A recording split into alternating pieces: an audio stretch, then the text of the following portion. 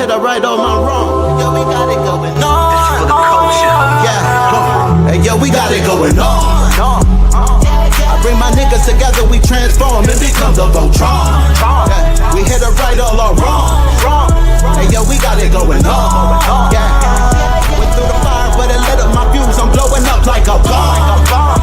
Introduce you to God. I'm teaching essentials, I'm operating at my peak, it's potential. Elijah, he told me to keep it on simple. Through these instrumentals, I speak to your mental. Red, back in the booth, rap to the youth, they was lacking the truth. Back to the seas, they was lacking the roots. Smoked all the trees and they snacking on fruits. Bed, attached to my roof, detached to the roof on the back of the coupe. Back from the future, I'm back in the red and the blue, yeah, I'm back on my snoot. Niggas be biting, they cracking, they tracking, they niggas be capping, they lacking, they lacking.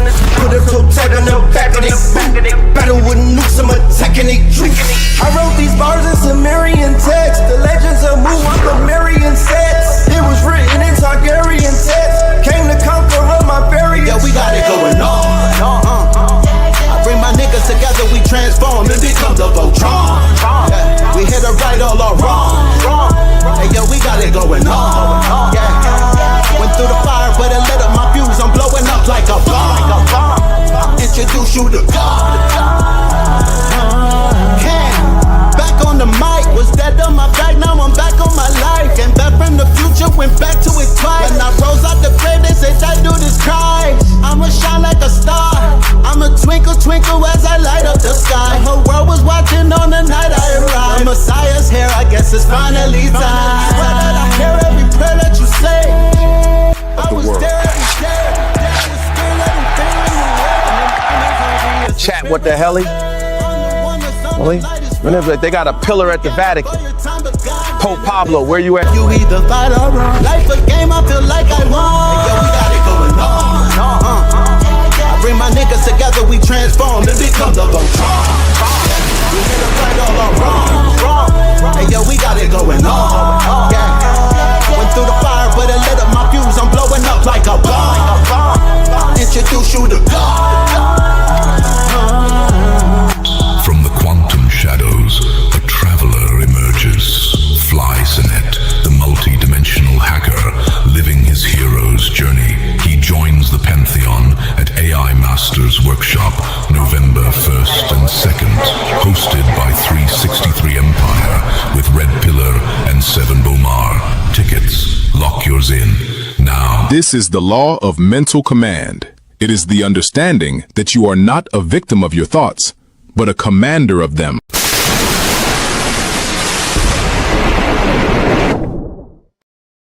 Yes, ladies and gentlemen, boys and girls, gods and goddesses, Moors and Moabites.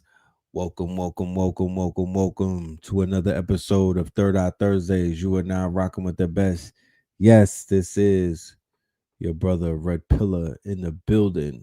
And that song that you just heard right there, that is none other than Cambada and Red Pillar.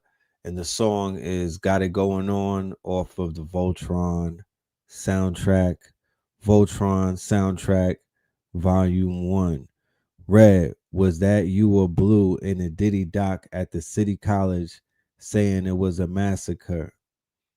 I am not in the Diddy doc, neither is Blue Pillar.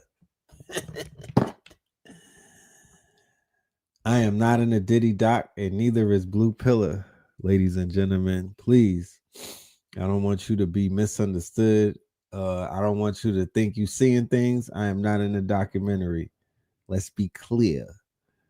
Yo, let me know how we sound on the audio. Look, I'm in the Whippington, going about my business, you know. I do 3-hour shows because I like to travel and shit, you know what I mean? So I find myself in like 1 hour, 2 hour, 3 hour traveling, like to and fro, right? So a 3-hour show is something that I can listen to when I'm traveling. So I listened to the last show that we did. This one was about Diddy, called The Reckoning Review. And I got it turned all the way up, you know what I mean? Surround sound and everything. And I'm like, this sounds horrible. And I immediately came back and fired my sound man. I got rid of the sound man. I had to fire the sound man. And today might be the last day that y'all see this microphone. I might need y'all to say y'all ashes and shit. Because along with the sound man, the mic gotta go. Pause. You know what I mean? Because that's we can't do that. That was non-acceptable.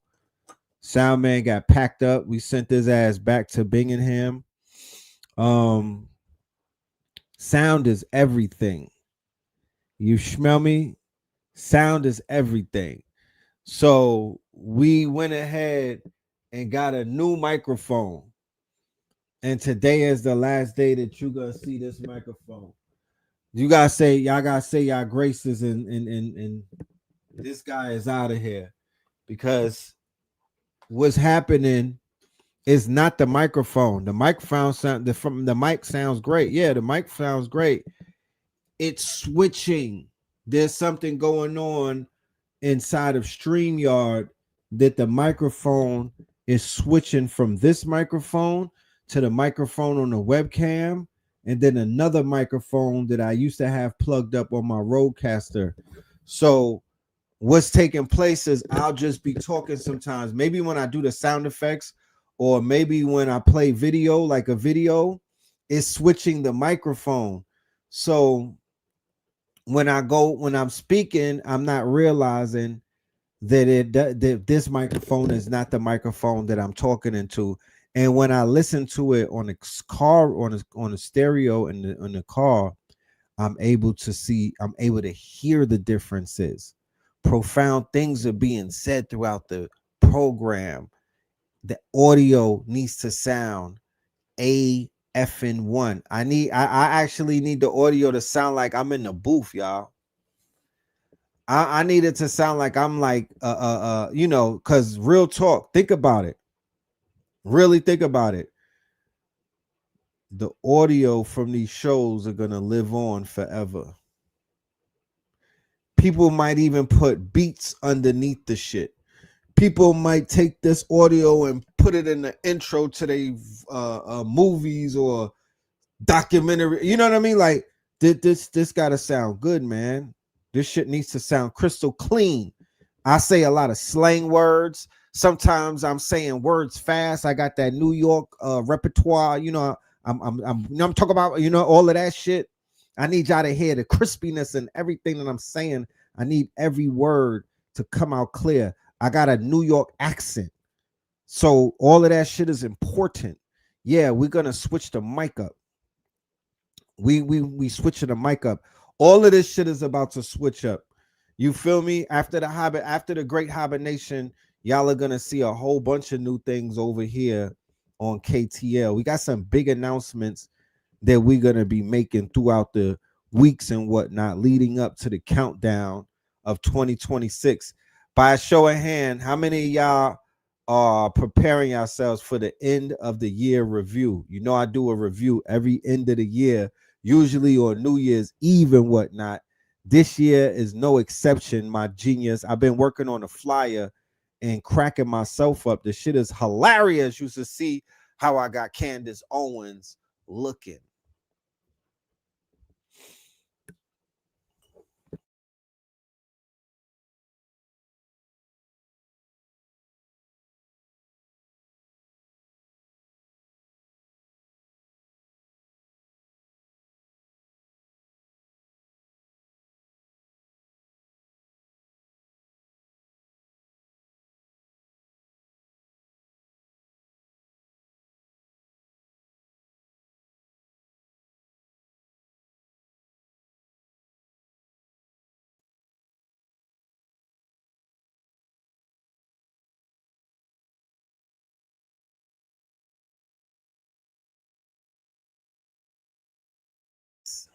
Man, this audio shit is working against me. Y'all saw it in real time. I promise you on everything. I didn't make that happen. The audio just switched, then it went to the microphone audio, and it muted me on purpose. So the end of the year episode that I'm cooking up is going crazy. I'm working on the flyer right now. I've been cracking myself up. Y'all should see how I got Candace Owens looking. I got Nick Fuentes in a cat boy suit talking to the Josie and the Pussycats. I got Charlie Kirk wearing a turtleneck. Man, this end of the year episode, it ain't even an episode. I'm like Stranger Things. I'm taking this shit to the theaters. Yeah, I'm taking this to the theaters. This too hot for YouTube, nigga. Trying to, hey. I got Charlie Kirk in the Protect Your Neck video. You know what I'm saying? With ODB in them. Man, the flyer alone is crazy. The flyer, take that. The flyer alone is crazy. God damn it. 2025 is cooking 24, 3, and 2. Facts. Like, let's be clear. And 1. The only thing that could rock with 2025 event-wise is 2020. That's the only thing fucking with 2025 in terms of back-to-backs. Yeah, is 2020. And we will have to vote on it as a collective, as a village, to see if that would culminate in that one. Ladies and gentlemen, tonight's show is packed with information. Ladies and gentlemen, man, oh man, is there a lot of shit to talk about? Ladies and gentlemen, god damn it, I wish I had more time, you know, but I'm not gonna hold y'all. Let's go to the roll call, and then let's get busy. Let's get to it. You know what I mean? Let's get to it. Let's chop it up. We got things that we want to talk about.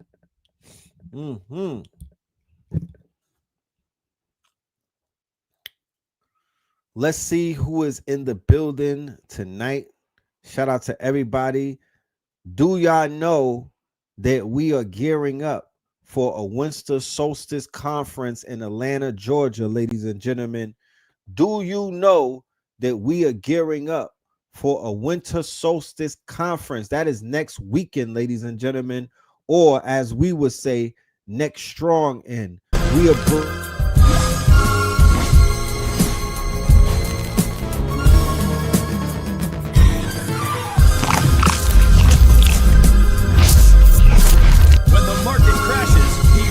from the blocks. Get ready.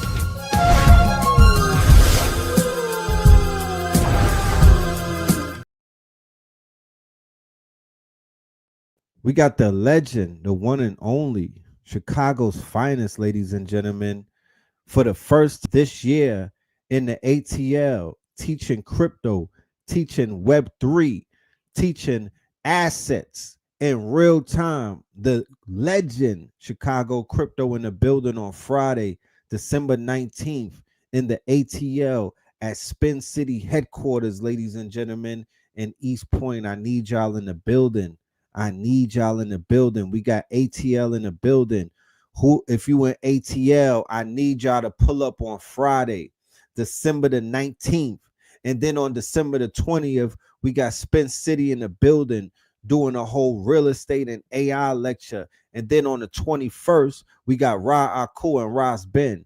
Come and join me for the winter solstice, KTL and the ATL, ladies and gentlemen, for the winter solstice strong end. Central Coast, Cali in the building, Wilmington in the building, Texas in the building. This is for my movers and shakers. The location is at Spin City headquarters. It's a private location. When you get your ticket, you get all of the information. You cannot pull up to this location knocking on the door. You need to be a ticket holder. Limited seating, 50 seats every night. 50 seats every night. We want to entertain quality of membership. Quality of membership. We're looking for quality of membership. If you are a student of Crypto Bullies and you get into your business and you've been handling it, then we need to see you in the building. If you're a student of AI Accelerated 4.4 throughout this year, we need to see you in the building. This is just a follow-up. This is the platinum party. 305 Miami in the building, Bay Area in the building. We got San Francisco in the building, Portland in the building, Detroit in the building. You know what I mean? Los Angeles in the building. Vegas in the building. All right. Shout out to New Bedford. All right. Charleston, Romulus, Griffin in the building. We have Santa Rosa.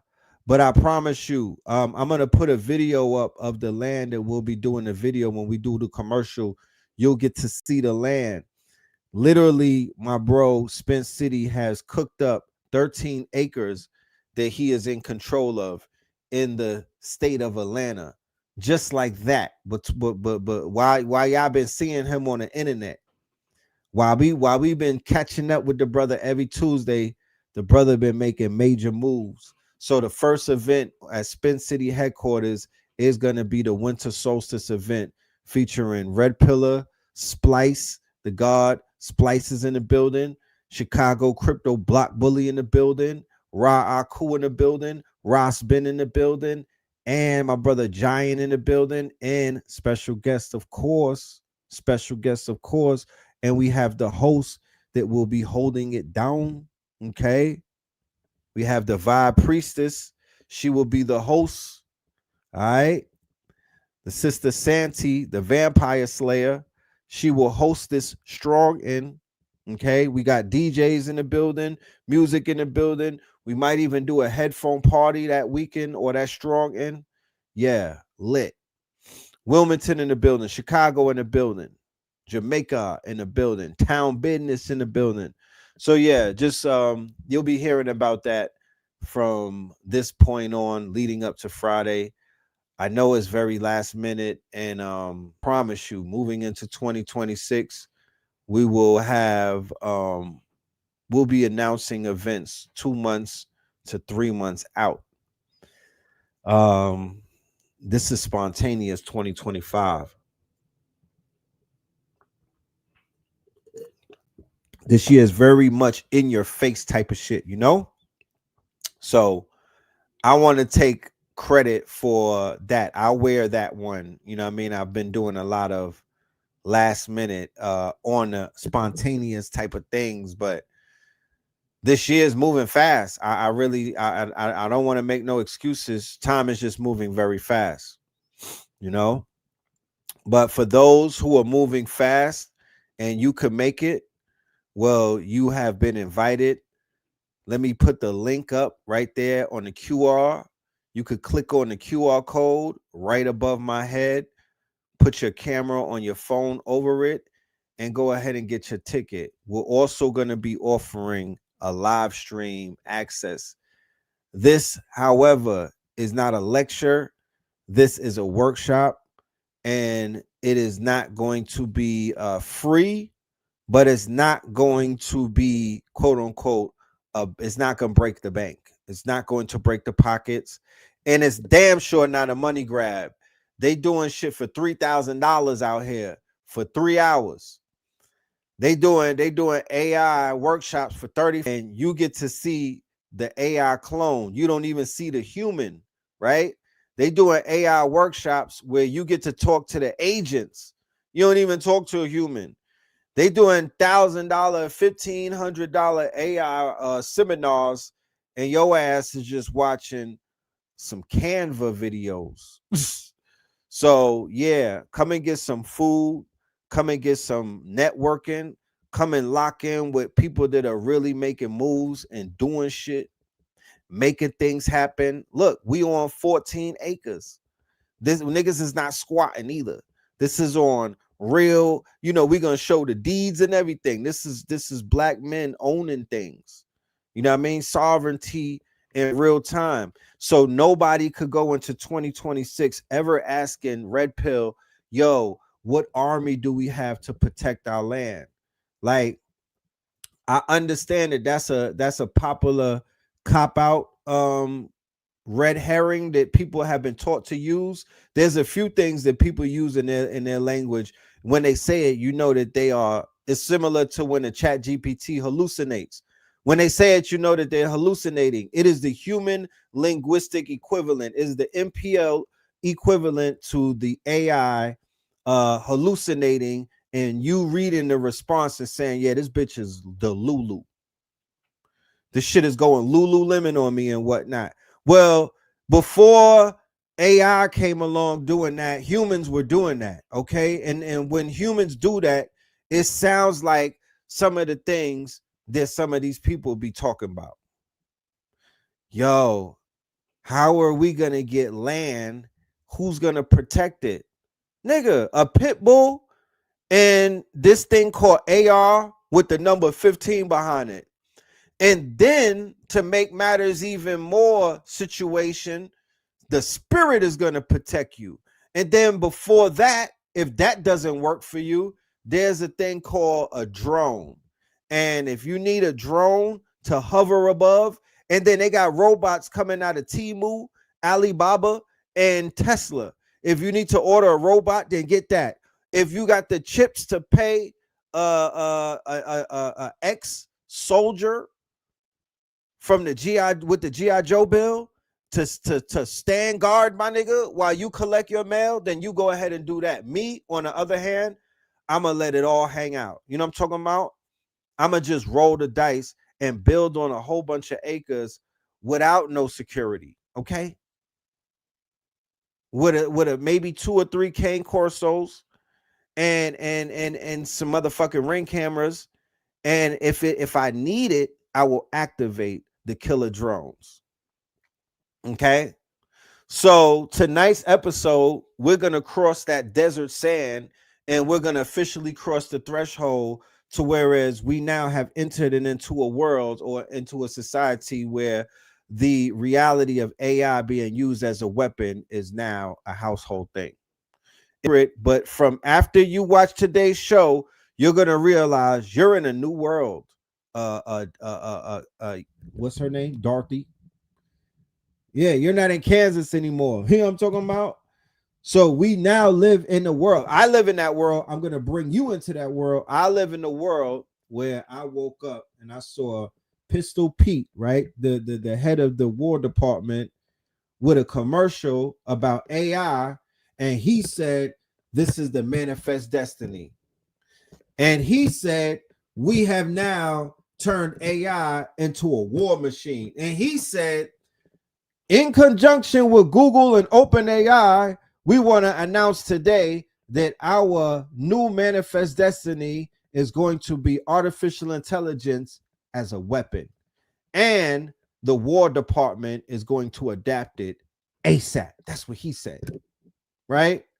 I didn't pop a bottle of orange juice. I didn't celebrate about it. Actually, I felt a little, I felt a little vindicated. I felt vindication, right? I felt vindication. I said, oh man, here it goes. I've been waiting for this day. I know what this is. You understand? I understand what I'm looking at. And I'm based off of the research. I was waiting for this day to happen. And now that this day has happened, we're going to be able to have certain type of conversations. So buckle up. It's going to be a bumpy ride going into 2026. However, it's going to be a beautiful ride. Don't worry anything about it. It's going to be a beautiful ride, but it is going to be bumpy, sort of like a roller coaster. You know, the euphoria that you get at the end of that roller coaster, even though there may be, quote unquote, people with very weak stomachs inside of the ride with you. Yeah. Well, that's similar to what we about to do, because this shit is about to get real rocky. Okay. It's about to get real rocky. So let's take notes. Let's go right into it. Let's get right into the conversation of today. And we're going to start this out by speaking about something that we've been speaking about on so many occasions, right?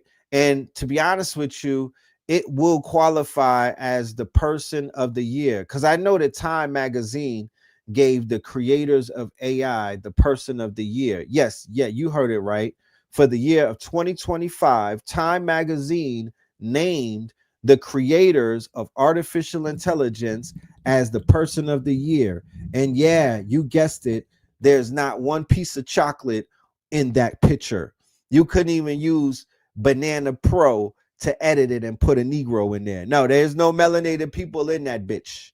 It was a sea of mayonnaise and bleach and whatnot. Sam Altman and all of these oligarchs, or what we would call the technocrats, or what some people would identify as the quote unquote, you know, the it's the CEO archetypes, right? Brought to you by some of the thought leaders of the far right.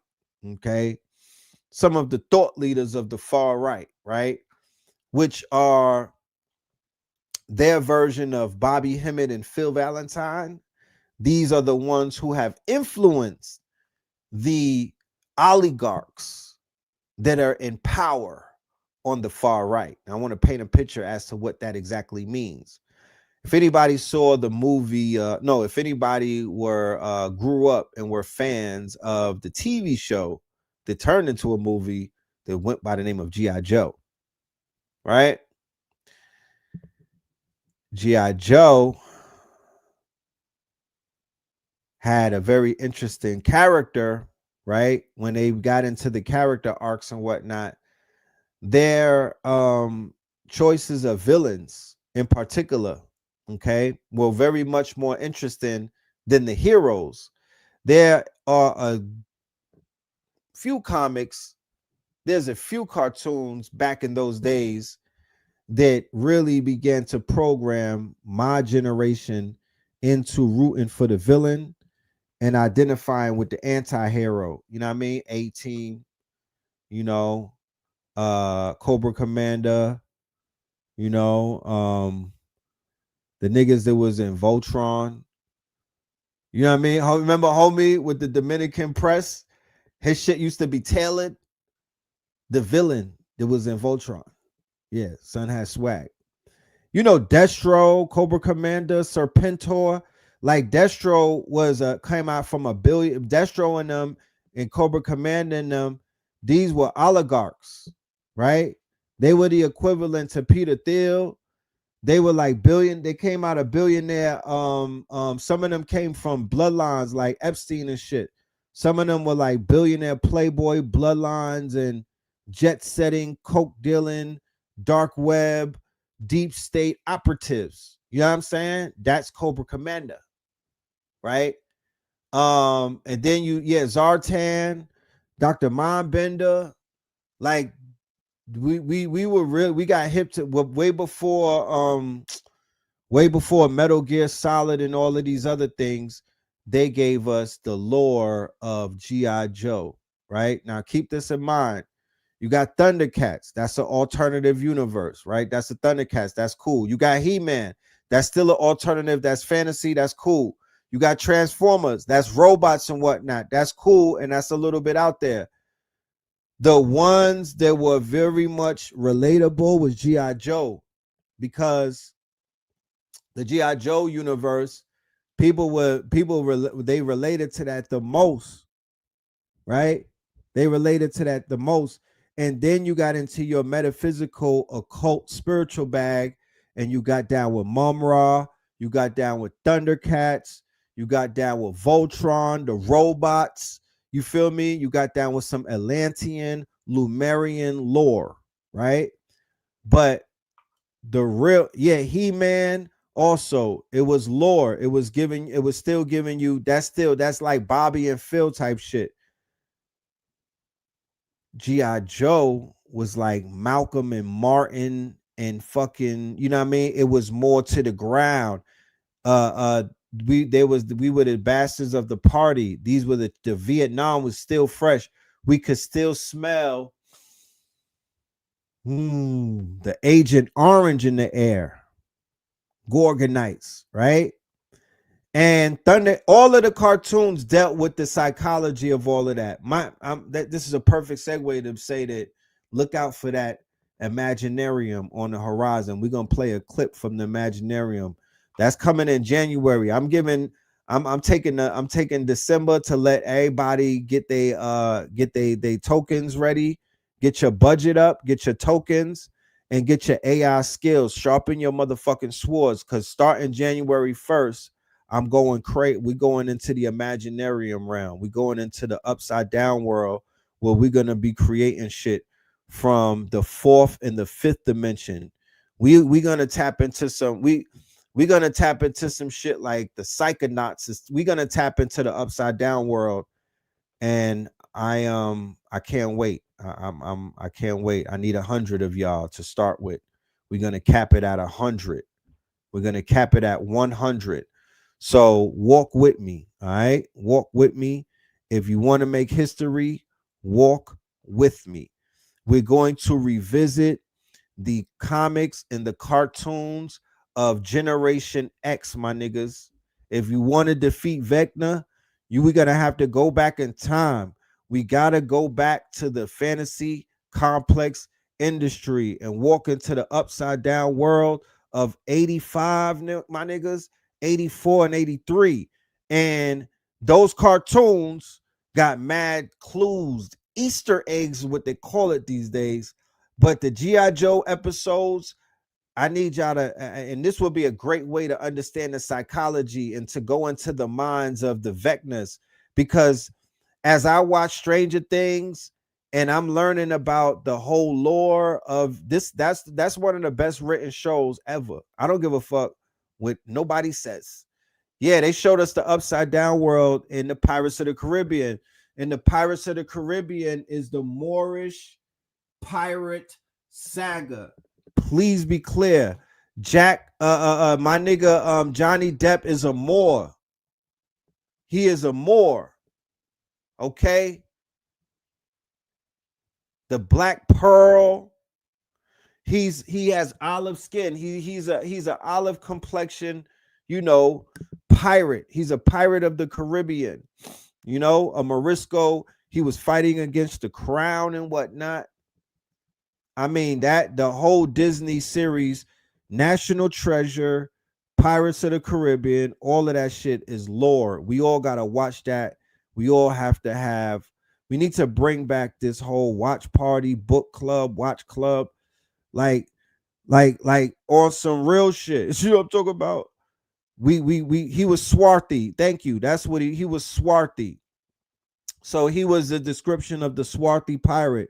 Those were amalgamated Moors. When they say that somebody is swarthy, then that was my dude in the whatchamacallit, in the Pirates of the Caribbean.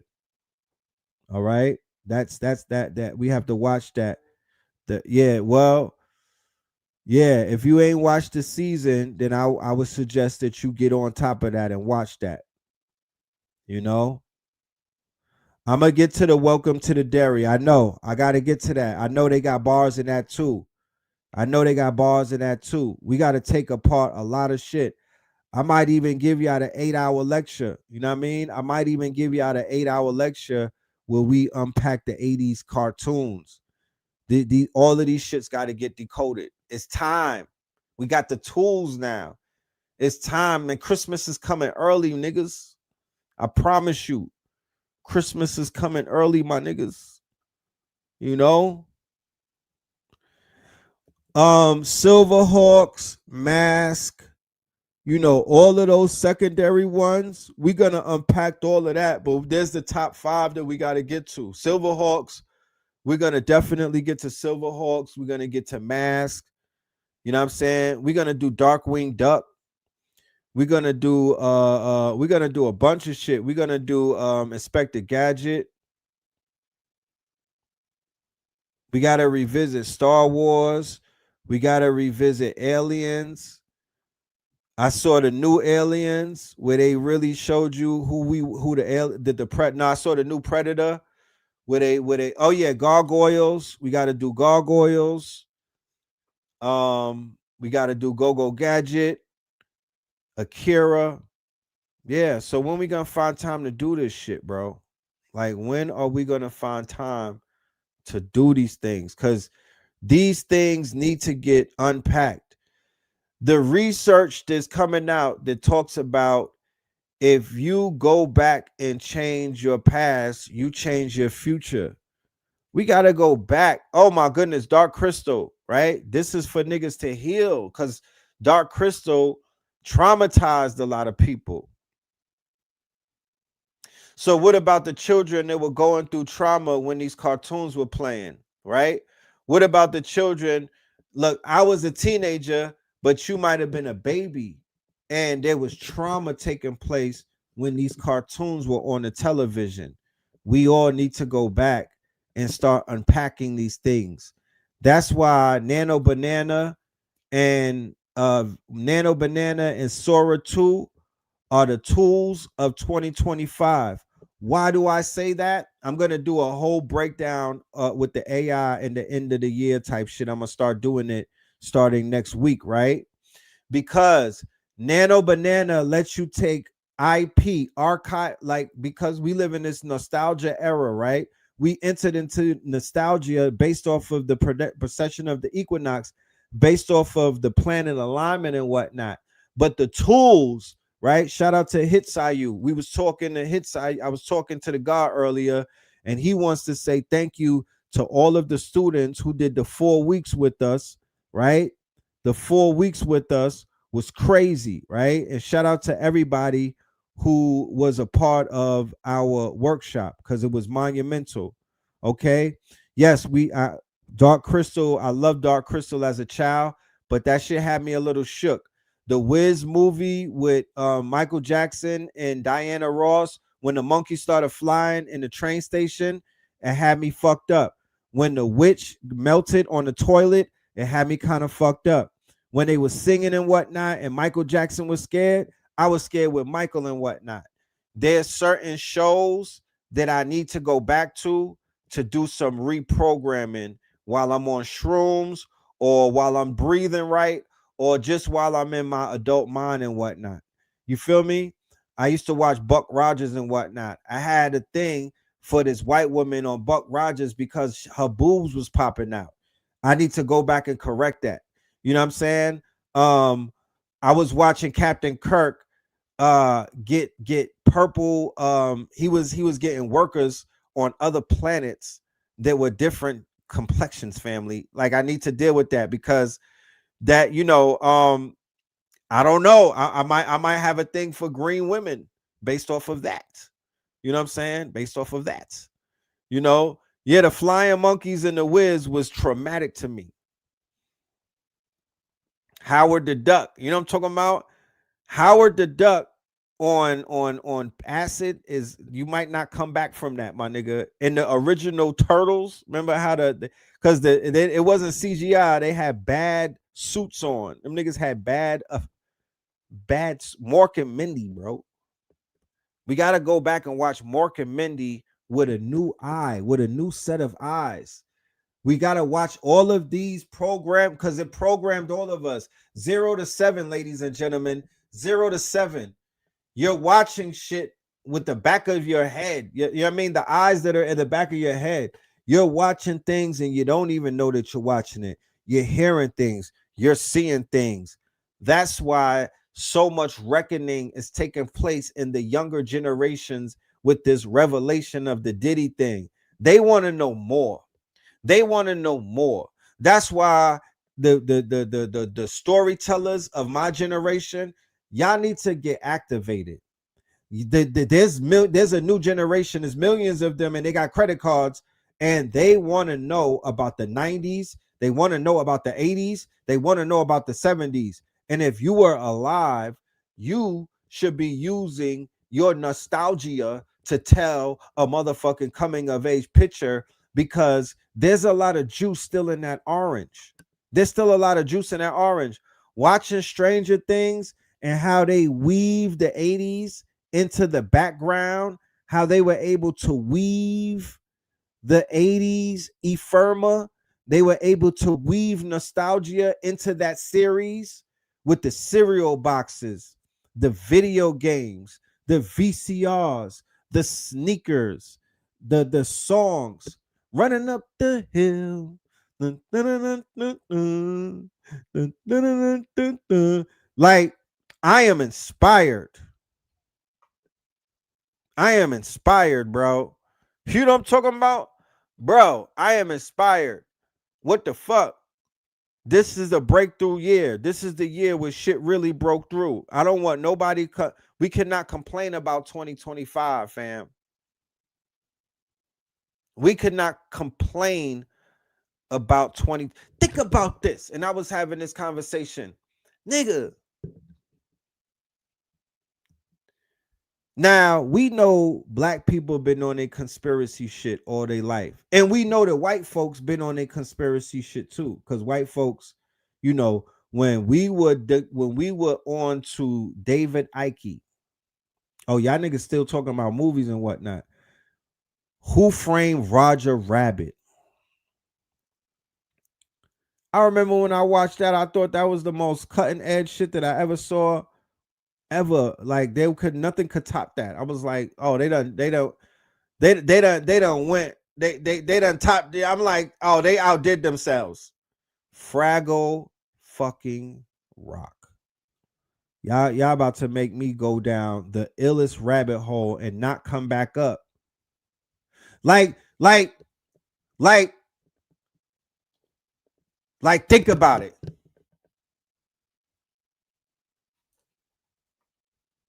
You asked Bobby what's next. He told you Paulo. Review your culture. 30 to 60 days on an island. Right? Vitamin D with a baddie.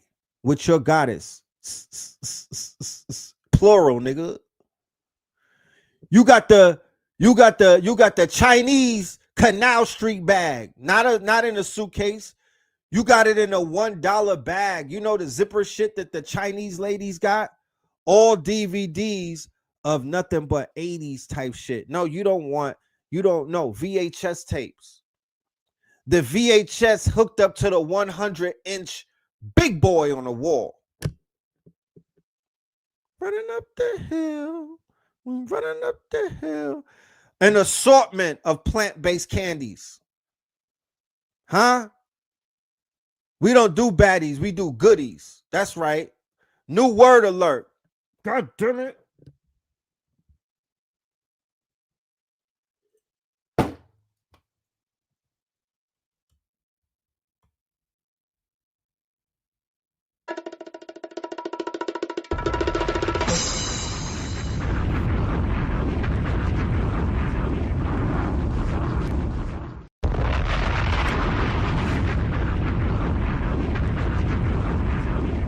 New word alert. To this day. The goodies. Yo, I'm doing a casting call. I'm doing a good. We ain't looking for the baddies. We doing a casting call for the winter solstice. We looking for the goodies, yo. Yo. Ha! Huh? We looking for the goodies. Man, you can have the baddies. You know what? I ain't a greedy man. You know what I'm talking about? They say life is about giving. You got to give in order to get. You know what? Yeah, you take the baddies. I had them, but you can have them. You understand me? Yeah. I come with gifts, nigga. Yeah, I come with gifts. You take these baddies. I'm going to hold on to these goodies, though. Yeah, that part. Yeah, hands off these goodies. Yeah, how about that? Yeah. Yeah, let's tokenize them. Yeah, let's tokenize them. Let's nationalize them and tokenize them. Yeah, that's ours. Yeah, goodies casting call. Dead ass. It's on the way. It's on the way. You know, you see how the great divine is working through us? You know what I'm talking about? That's the name of tonight's episode. Goodies. But anyway.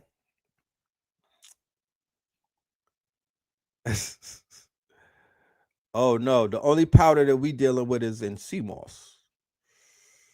The only powder that we dealing with is in CMOS. Yeah, goodies with the two shoes. You feel me? The goodies with the pink cookies in a plastic bag, right? Yeah, that's the goodies. The goodies with the pink cookies, not the pink powder. Let me stop. Let me continue. But listen. Next strong end. I need y'all to understand. I'm going to be bringing on my host. I got a host that's going to be hosting it. This is going to be a movie, y'all. I need y'all in the building. Check us out.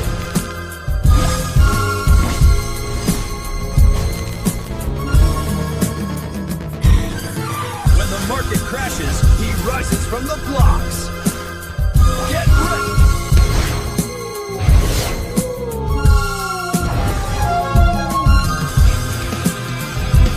Pay us in the Crypto 2.0.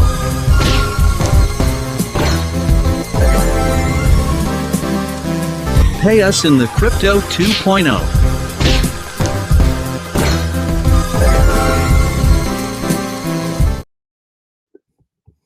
What would be the opposite of the Zeus network? What would be the opposite of the Zeus network on some God body shit? What would be the God body of the Zeus? The opposite of that? Because the Zeus got the baddies, right? They got the Zeus got the baddies. You know what I'm saying? We gotta get the opposite of that. That little skinny nigga on the Zeus network, the baby, he a baby Diddy though. What's his name? Lemur. What's his name? Allah TV. Aaron Allah TV. I would say the opposite of Zeus is the Heru network. I need to be this. I need to, yeah. The Ma'at network, the Heru network. Zeus is Heru. Prometheus. When you hear Prometheus, that's them. When you hear Loki, that's them. Right? Saturn. Did they used to have a Saturn network? I know they had the Saturn as a car.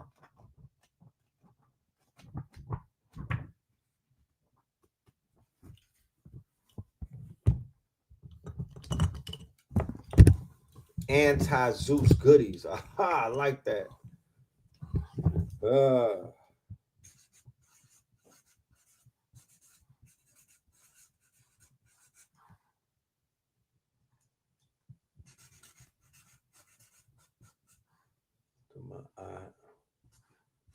Sega Saturn.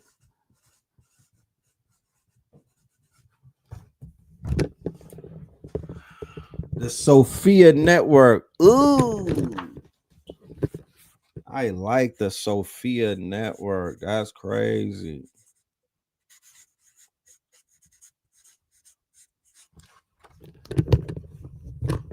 So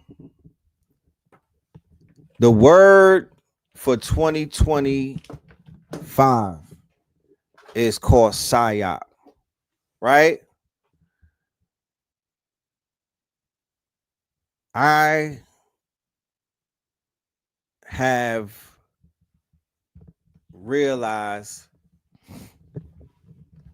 that 2025 was the year that I saw pale people talking about topics that Bobby Hemmett introduced to our community 30 years ago.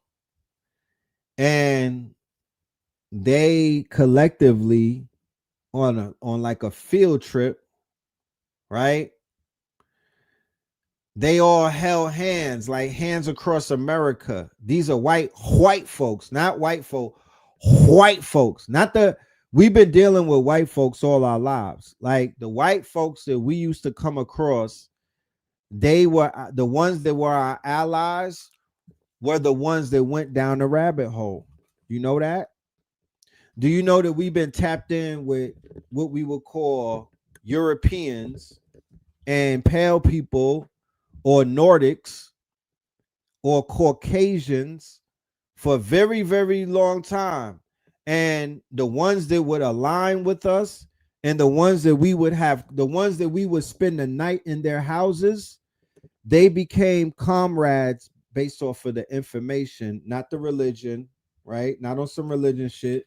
We wasn't religious. We were locked in with them based off of the fact that they took the red pill, y'all. And I could say that without a shadow of a doubt. I got white folks or pale people or Caucasoids or whatever you want to call them, but we tapped in because they on the same frequencies when it comes to this information.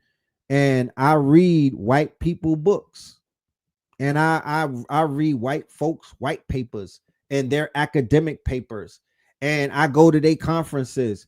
I buy their products. I go to their stores and I trust them with their health products more than I trust their uncles, brothers, fathers, and cousins who are still what we consider to be on their dark side, right?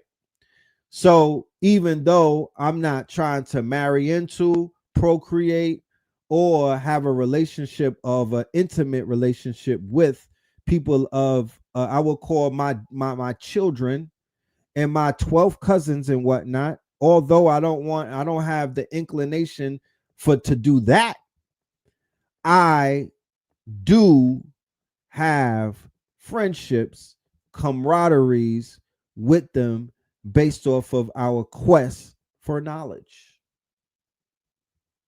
right?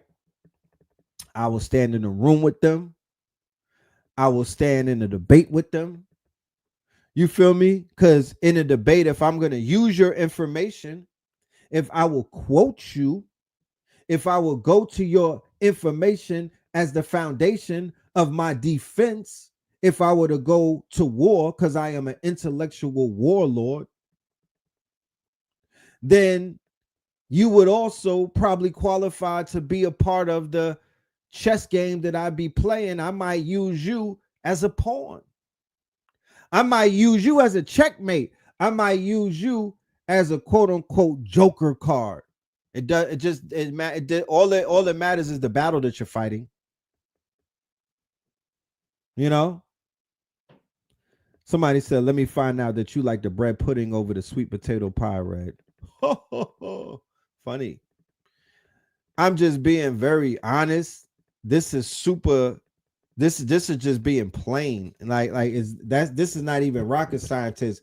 If I were to say anything else, to be honest with you, that would be me trying to put on to the audience, and that would be fake. That would be me trying to. That would be on some. I would be inauthentic to act like But I'm like, yo, nah. I read books that white people write. I watch videos that white people are making. What are you talking about? I don't have an aversion towards people that are giving out the truth, giving out the my pet peeve is that white people ain't giving out enough truth. That the truth that they give us is baby truth. They don't give us the real information. They giving you shit that Bobby talked about 30 years ago. And they're literally just getting to that right now. The shit that they was giving black people when niggas was marching and working on their calves and whatnot. 11-11 all Moors go to heaven. 11-11 all Moors go to heaven. They didn't even tell y'all about Bitcoin for 20 years. So yeah, they be holding back mad information, mad value, and mad fucking gems from Negroes at all times. They do it on purpose, and I call them out for that. And I checkmate them every fucking chance that I get. And I call them out on their lack of really feeding the people real fucking food. They're giving niggas beef jerkies and people are eating that shit up like it's a full meal. However,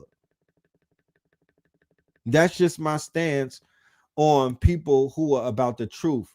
Like, I've done shows with what's my dude? Peter Moon. Peter Moon was a guest. We talked about the Montauk Project. You know what I mean? That's the same thing that Stranger Things is based upon. We had him on the show. You feel me? We had what's my dude? Aliens. Moors, and Masons. What's my dude? Richard Smith. He was a guest. He was, you know what I mean? It is what it is. Information is information. I'm colorblind when it comes to the information. Information don't have a nationality, and it doesn't have to suffer the social constructs of what they call race, right? All of that comes into play when there's other things at play. So I say all of that to say that 2025 was the year that millions of white folks have gone down what we call the proverbial rabbit hole of the matrix. They will never be the same after that. You can't undo it, you can't unsee it, and you can't unlearn what people are learning. Ever since they clipped Charlie Kirk, these Europeans have been going on a crusades of sorts. This crusades that they're going to be going on is going to change them in ways that none of us can ever even fathom. As a result of this journey that they've been going on, they all went on there holding hands together, but damn near a few weeks, now we're about 4 months into their journey or their trek, and they are in the middle of the wilderness fighting one another to the point of death. Okay? So they have turned on one another. They have dismantled their quote unquote foundations. They have quote unquote falling on their swords. They are actively pointing one another out and telling on one another. They are spearing one another. Nick Fuentes is melting down over Candace Owens and exposing his quote unquote obsession and his weird incel hatred that he has for black women. That has come out, that has leaked out, that showed its face. The CIA involvement in the quote unquote podcasters of the right, that showed itself and exposed itself. The influence of Is It Real, that has showed itself in so many ways. The turning of Is It Real and the abandonment of Is It Real, and the quote unquote exposing and the reckoning of Is It Real. Yeah, that was this year, fam. That all culminated in 2025 in ways that nobody could have even imagined. It wrote itself out like a self-prophesizing clip, ladies and gentlemen. Who the fuck is writing this season? Okay. A lot of shit got cooked this year. A lot of things got cooked. Let us go down the rabbit hole. Let's go to Candace, young Candace and whatnot. You know, maybe the motherfucking MVP of 2025. She's definitely top 3. She's definitely top 3. She owned this. She owned the latter ends of the year. I don't know about the beginning of that bitch, but from September all the way down, she dressed these niggas down. She dismantled white supremacy, right? Because, I mean, she is a disruptor. She exposed BLM and she exposed Kamala and she exposed a few other things. But this was the year that she cut her motherfucking teeth. You said I'm biased because she's a goodie. You are absolutely correct. But nah, she's earned like 3 shots of bias immunization shots from me. But she don't even need to take an immunization shot right now. When she got jumped in. Yeah, she got jumped in. We initiated her years ago and we jumped her. Yeah, we did. Yeah, she got her weave torn out and everything. She got jumped in on this channel when she was called Red Pill Black. Okay, she was called Red Pill Black. She got jumped over here, worn out. We got smacked up. Boop, boop, boop, boop, bing, bing. And over the years, right, she's become somewhat of, you know, not an ally, but I respect her warfare. You know, I respect her warfare. I respect her chaos magic. I respect her Lulu. I respect her Lulu. You know, I would rather no one else take down the incels in what I call little dick energy. I'm sorry, anybody in the audience offended. I would have no one else do it but her. Her dismantling of these pompous, entitled Harvard, quote unquote, blue bloods, right? It's music to my ears. Is she redeemed now? Are we hard of hearing? She used to talk shit about Black Americans. Listen, I'm not in that race. I'm not in that. Look, she talks shit about Black Americans. Black Americans talk shit about her. She's talked shit about everybody. Okay? So Black Americans have every opportunity to call her out, checkmate her, embarrass her, drag her, do all of these things.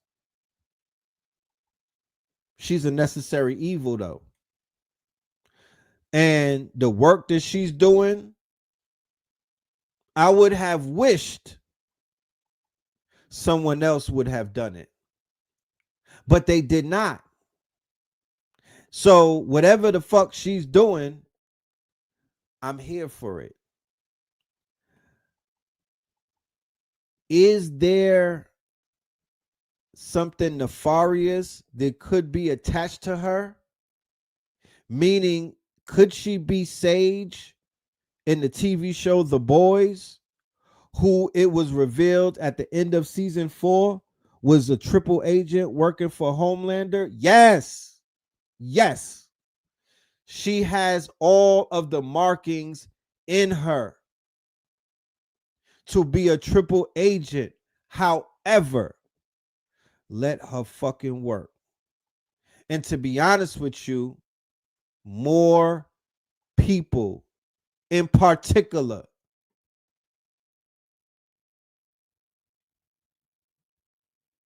women, not just Black women, should be dismantling and doing their due diligence. They should be exploding shit. Yes, Sister Sage from The Boys, who in that series or in that universe, Sister Sage is the smartest person in that universe. And she was playing an ill game of chess against everybody the whole season. And it just might happen to we might find out at the end of the day, when it's all said and done, she might have been playing an ill game of chess. Maybe for Charlie Kirk, who's somewhere alive, or maybe for somebody, I don't know. But if I were to ever hear her, if I were to ever hear that, it would never surprise me. She has it in her. However, she's from the Virgin Islands, right? Okay. Yeah. She's from the island that my people are from. Okay. She's doing her job. The white boys want to pipe, right? Because she's a goodie and not a baddie, the white boys want to pipe. And she is an intellectual assassin on them. They don't know what to do with her. If they did not want to pipe, then they would have known how they would have handled her a lot different than how they're handling her. Okay? She's married to one of them, but she's married to one of them that they aspire to be like. She's not married to one of them that they could easily dismiss. Like, oh yeah, this nigga's a dun-dun-dun. No. Think about the psyche behind them. So she's WWE, White Women Entertainment, right? She's given WWE, White Women Entertainment. Oh, This is a motherfucking show, but it's the greatest show on earth to white women. This is really what black women are paying attention to Candace and they're enjoying her. Black men are reckoning with Candace and they're enjoying her and they're tolerating her. White men are watching Candace and they're doing a little bit more than enjoying her. Who is really putting on? White women. She's WWE. She's white women entertainment. That is her solid foundation. And white boys will, the gooners are gooning to her. The gooners are gooning to her. She's Olivia Pope aesthetics. She's not Olivia Pope, but she's Olivia Pope aesthetics. And you know that that's the type of women that they like. Oh man. Maybe more than Erica Kirk. Right? They should do a poll to find out who are the gooners, because you know they could find that data too. They could find the data of the gooners. Who are they gooning to the most? Erica Kirk or Candace Owens? Did you see the meltdown with Tim Pool against Candace Owens? Did you see the meltdown with Nick Fuentes, who got on Piers Morgan's and said that he never had sex with a woman ever before? He is the poster child of the incels and whatnot. What his character is, because that's a character he's playing right there. If you want to try to convince me that he never had no box in his life, then I got a bridge to sell you in Brooklyn. No, he got some box and he got trapped in that box, nigga. That's what happened. He fell inside of the box and got trapped into it. And as a groiper and as an incel, which is just a new political way of saying a white boy with little dick energy, he hates women, but he lusts after the kitty cat. Okay? He likes cat boys because of the fact that he does not have the manpower to please who, not white women. He identifies the pinnacle of women on this planet, and that would be what he would call the bitchy black woman. That's mother to them. That's what they call mother. The black woman is mother to the white gays. The black woman is mother to the white right.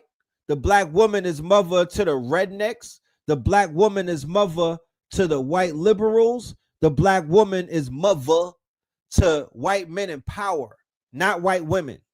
Okay? Not white women.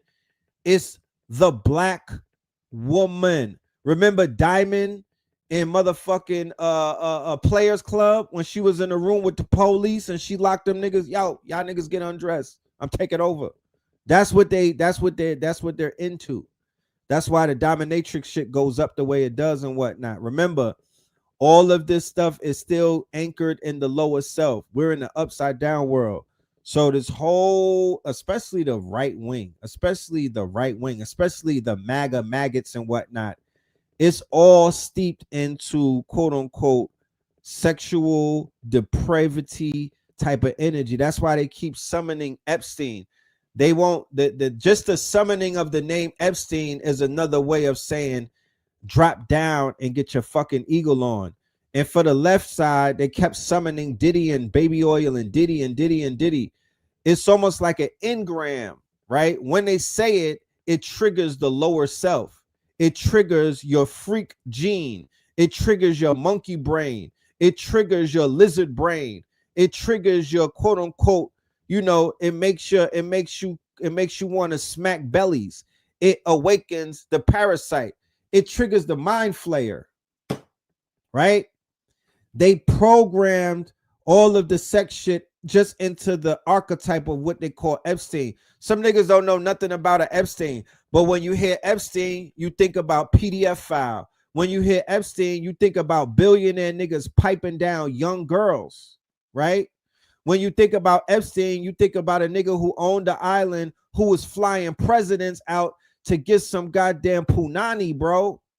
Like, there are women that aspire for that. That's in people's subconscious as a fucking goal, my nigga, as on the bucket list. They got that programmed in people's subconscious as a win, especially in this culture and whatnot.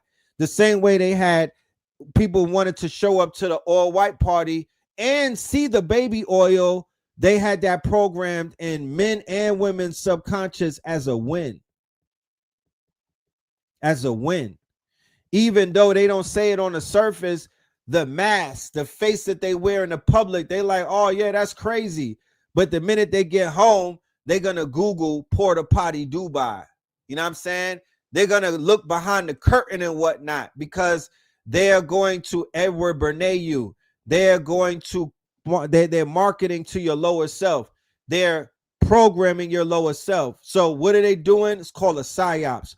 What is a psyops? Let's go. Oh, if you're in the middle of a psychological operation. I would just assume 24/7 that we are.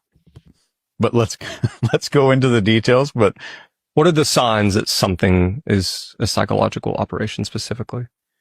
So narrative sticking points. So matching narrative is number one. Matching narrative means that I'm hearing pretty much the same messaging from media outlets, celebrity influencers, which is number two, and authority. So people that are in a position of social authority, not like cops and lawyers, and judges, but people in social authority, like pop singers. And I won't say any names. Pop singers, the most popular pop singers, all saying the same shit on social media. That should terrify you to the deepest part of your core, that none of this is real, or none of this is what it seems like. And those are the first two. Number three is if you're seeing people silenced or ostracized for disagreeing with an idea. We saw this during the pandemic, like crazy. There were Harvard-educated medical doctors that were kicked off of social media, which is our greatest fear of human beings, is being ostracized socially. It's greater than death. This is why public speaking is rated higher by almost everybody than death. And it's not public speaking that we're afraid of. It's being out there and having a big idea and then getting rejected by a large crowd. That's what terrifies human beings. And you can leverage the shit out of that, especially when you can manufacture an artificial tribe on social media. So Harvard-educated doctors that disagreed with this mainstream narrative were getting banned. And the dude, I can't remember his name. I wish I could, but the dude who invented mRNA vaccines was on there and went against the narrative and got ostracized. The dude who invented this kind of vaccine, it's unbelievable. So like, and that step three, just remember in your mind that if an idea requires suppression to exist, it's a horrible idea, and it's most likely a psyop. Good ideas don't need to suppress other people. Good ideas travel on their own. Good ideas spread on their own. It doesn't need suppression by itself. So those three are some of the big ones. And Okay, so we could all get on the same page when we start talking about psyops, so we have a full understanding as to what a psyop is versus what it's not, right? He's talking about influencers, right? People with social authority, not the police, social authority, actors, athletes, social media types, influencers, and the news, the media, and them pushing agendas on us that at first start out uncomfortable, but later on people accept them and they become repetitive, and then it becomes the norm and whatnot. Yeah, psychological operations, things that we need to become more aware of and things that we need to start calling out, pushing back against, narratives that we need to challenge, narratives that we need to take in our own hands, narratives that we need to quote unquote dismantle. We can do that with right facts, righteous propaganda, non-censorship, healthy communications. You feel me? Solution-based panels and stuff. Like, this is not hard. But I just showed you the psyops because I really want to explain over the course leading up all the way to the countdown of what this year, because in this year's countdown, I'm going to do the top 10 psyops. They were running wild psyops back to back to back on top of each other, connecting shit. This is a psyops heavy year, ladies and gentlemen. So we got to unpack this shit. But let us continue. Let us continue. Check this shit out. Right about Epstein using social. No, not you. Not yet, son. Let's go into what just took place with the quote unquote. Oh, if you're in the. Let's go as to what just took place with the War Department.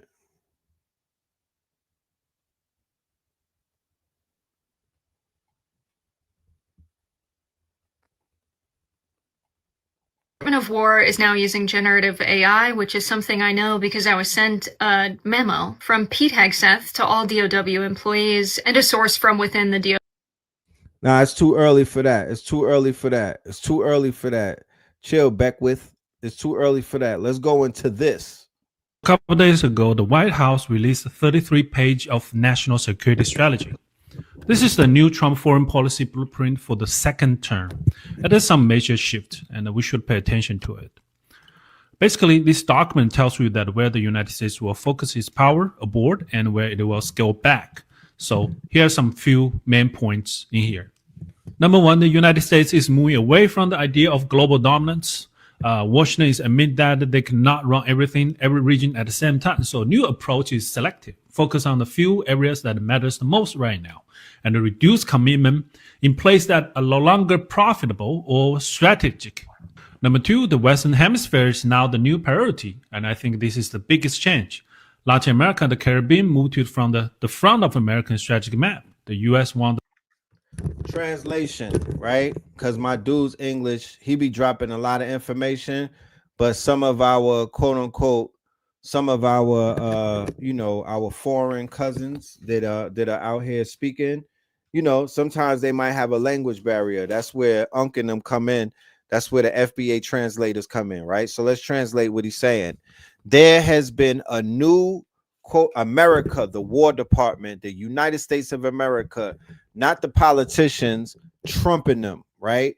The War Department coming out of the quote unquote offices of Donald J. Trump, the same people who have commandeered the damn near the fleet, the half of the fleet of the United States Armed Services, the same commanders who are now encircling the Caribbean and Central and South America. They have it surrounded, they have it circled, they have descended upon the quote unquote paradise, the lands of paradise in what is known as the Americas. This is similar to the scene that you saw in Apocalypto at the very end of it, when they looked into the horizons and they saw the Crusader ships on the Caribbean Ocean and whatnot, or on that ocean that borders where that land, where Peru was. That is exactly what is taking place with the American quote unquote armada, right, on the ocean surrounding Cuba, Puerto Rico, Jamaica, Antigua, the Virgin Islands, Colombia, Venezuela, Brazil. They got it all covered right now. And then they released a memo and they said, you know what? on second thought, this is our new flex. This is how we move it now. So imagine if you had a gang, or imagine if you had a cartel, or imagine if you had a terror organization, and they say one day, yo, we're going to put a new directive out. We're going to put a new white paper, a new manifesto to tell our ops and to tell the rest of our enemies and to tell the world what our new pivot is, what our new destination is, who our new enemies are. Where is the vulture going to shift its focus? Where is the dragon? Where is the quote unquote, this Galacticus, the shit that already devoured Gaza, the shit that devoured Iraq, the shit that devoured Afghanistan, the shit that devoured Syria, now is focusing on the Americas. That's what they just said in a piece of paper right after they hit Jamaica with the hurricane. So the people in Jamaica saying that they got washed and whatnot, and the hurricane hit their asses so hard, it just so happened to hit the same area that the Maroons were running and whatnot, where they were trying to run down on them for natural resources. It just so happened to wash that whole area up of box. What's it called? Box something, right? Box don't. What it's called? Box site. I believe it's called box site, right? The warmongers who have now acquired an arsenal of AI weaponry. I'm going to show you that video in a minute, right? These same individuals said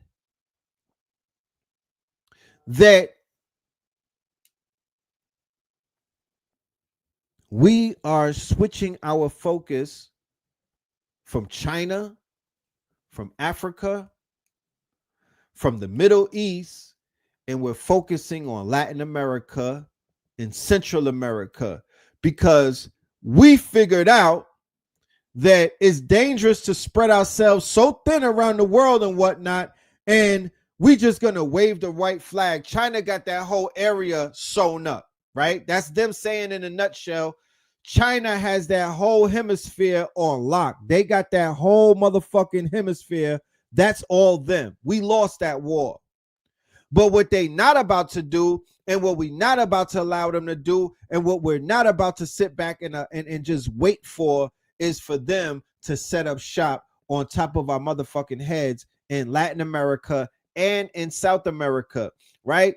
So now this quote unquote democratic assisted invasion coming from South and Central America, it begins to make a little more sense now, right?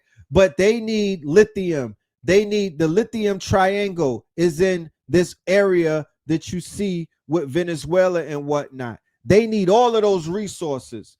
They need the resources that they got off the coast of Haiti. They need the shit that they found off the coast of Jamaica.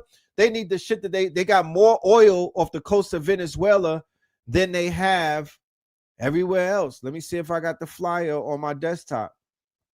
You know what I'm saying? Them niggas could count. They not stupid. They're like, yo, look, this is a win for us. We need that. So we would rather show our fangs, right? Because where did they say Hitler and them went to, right? Where did they say that they're big homies and whatnot? Where did they dip off into? South America. The South Americans, more so than the Africans, will welcome their European cousins with open hands. They will welcome the conquistador, right? A lot faster than the quote unquote Africans will be like, my brother, even though they quote unquote have this European infatuation with the white man and white Jesus and whatnot. It does. They said that the Nazis ran to Argentina. Argentina is far right now, is running with their far right brethren and whatnot. They're going to team up with the Is It Real? They're going to team up with Argentina. They're going to team up with a Team America, and they're going to take all of these. They're going to take all of these Latin American resources, Latin American lands, and they're going to flip. You know, those people are already part of the Abrahamic religions and whatnot, and they'll convert others and they will eradicate the rest. So that jail that you see with my dude in El Salvador, they're gonna team up with El Salvador. They're gonna team up with Argentina. They're gonna try to take Brazil. Brazil is the pinnacle of that thing, but they want Colombia, Venezuela. They got Bolivia that they can't stand because they're socialists. They got Cuba. They can't stand Cuba. They got Puerto Rico. They got the Virgin Islands. They kind of is it real in King Charles and them. They got Jamaica. They got to take Haiti, right? So they're gonna work on taking Haiti and whatnot. So they're shifting their genocide to melanated lands. And yeah, DR is going to factor in as well. DR and PR. So here's another thing that I want you to realize, that they have seen a rise, not just in people waking up to, like, you know, the rise of what they called conspiracy theorists, right? Even though the conspiracy theorists is kind of like the conspiracy theories are like it's a thorn in their side. That's not what they're tripping off of. They're tripping off of the amount of people that's taking plant-based medicine and are waking up and running into them on the fifth dimension when they're doing their psychonaut work, when they're doing their work where they're going into the underworld, or when they're going into the upside down world. They're more intimidated by the people that are going to Central and South America, taking the plant-based medicine and turning on their superpowers. That's the threat. That's what they're focusing more so on. So just think about it. They got warships and they got all of this technology, and they brought the Armada to the Caribbean, y'all. They brought the Armada. It's already out there. It's not like they got to go out there. The shit is already there. Like, they're already out there. And then they just put the white paper out and they just let the world know, look, this what we on right now. This is what we on right now, and y'all can't do nothing about it. And if China want to say something, then motherfucking China, you know what I'm talking about? Y'all gonna have to say something. Either you gonna say something or you gonna shut up. But they already making, if this was chessboard, if this was chess, right? Then America has jumped and made a super duper checkmate move to close in, right? And close up that whole entire region to become the new hegemony, the new conquistador, and the new quote unquote aristocratic kings and owners of that land, because America's going back into the aristocrat. They're going back into an aristocracy. They're going back into what they call the CEO archetype. They're done with this democratic shit. You niggas fucked that up for them. They done with all of that. Democratic shit is playing nice. They're not playing nice anymore. They want to they want to let their nuts hang. They want their fangs to come out, and they just want to get right into autocracy. They just want to get right into the just running shit. They don't want to do, they don't want to do all of that, because they say the people got too much power. They got too much money right now to be listening to the peasants. So they're ready to switch into autocracy. The person who is being groomed to do that without any second thought or any pushback is JD Vance, without any reasonable doubt. He's being groomed by Curtis Yarvin. He's being groomed by Peter Thiel. He's being groomed by everybody that's a part of the dark enlightenment. He is the one. He's the CEO archetype. He is the one that they are grooming, that they are quote unquote prepping and preparing. Trump is the one that set the table. He did his job. He's collapsing the democratic structure. That's his job. He's here to liquidate this defunct and this de facto quote unquote corporation that has failed. The business model, what they call democracy, oh yeah, they failed on that. That's over with, y'all. That's why they say that that's the last president, and that's why you get all of this these doomsday, and everybody is in on it. Okay? Everyone is in on it. Let's be clear. When you saw something called Doge was just something called rage, right? They've been writing about this. They've been planning this. They've been dealing with all of they got their thought leaders. Their thought leaders been thinking for them, and they've been prepping this shit for a very long time. Okay. This is rage. This is retire all government employees, which is something that one of their thought leaders, Curtis Yarvin, this is what he created. And he created something. He is their thought leader. They have on the far right side their own Bobby Hemmett and Phil Valentine, ladies and gentlemen. And you know me, I've been looking for them for years. I've been like, who is their Bobby and Phil? Who is the influencers? Who's the one that is programming their deepest, darkest, quote unquote, fantasies, right? And they say the word white people, white, but they don't give you names.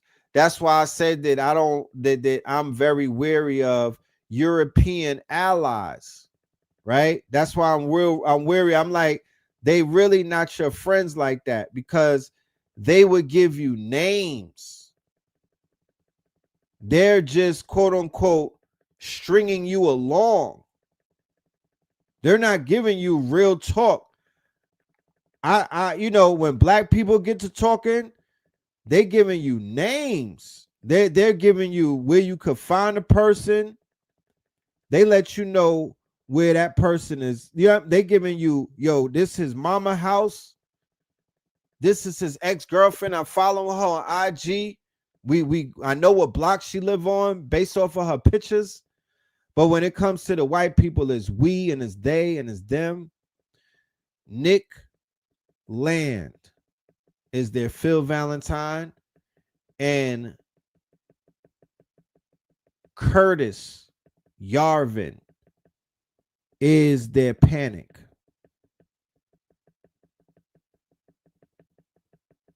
That's who they are. And because you got AI, you don't need to ask nobody permission for anything anymore. And because you got AI, and you don't have to take nothing that nobody says for fucking for law. Ew. I hate that. No, Nick Land.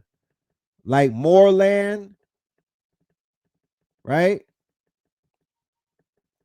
My name is Moreland. Nick Land. Right? He's from the UK. He is a very prominent thought leader amongst them, right? He comes with accelerationism, and he also introduced the CCRU, and he's also one of the fathers of hyperstition. And what is hyperstition, ladies and gentlemen? Hyperstition is the practice and the belief that you can utilize chaos magic to bring fiction into reality, right? And they've utilized the internet, and they utilize many different ways to bring ideas from the nothing, from the nether realm, the nothingness, into fruition, utilizing what they call hyperstition. And he's also the father of the numerogram. You got Instagram, they got the numerogram. So that is the thought leader called Nick Land. Go and do your research. Okay, we're going to be unpacking these characters as we move along. I'm just giving you the primer for your study, or for the students in the building who like to study, so you could get your study on. So when we unpack it, there'll be people in the audience who can add on and could, be of assistance inside of this lesson that we're going to deliver. This is going to be a huge one. You feel me? This is going to be a huge one.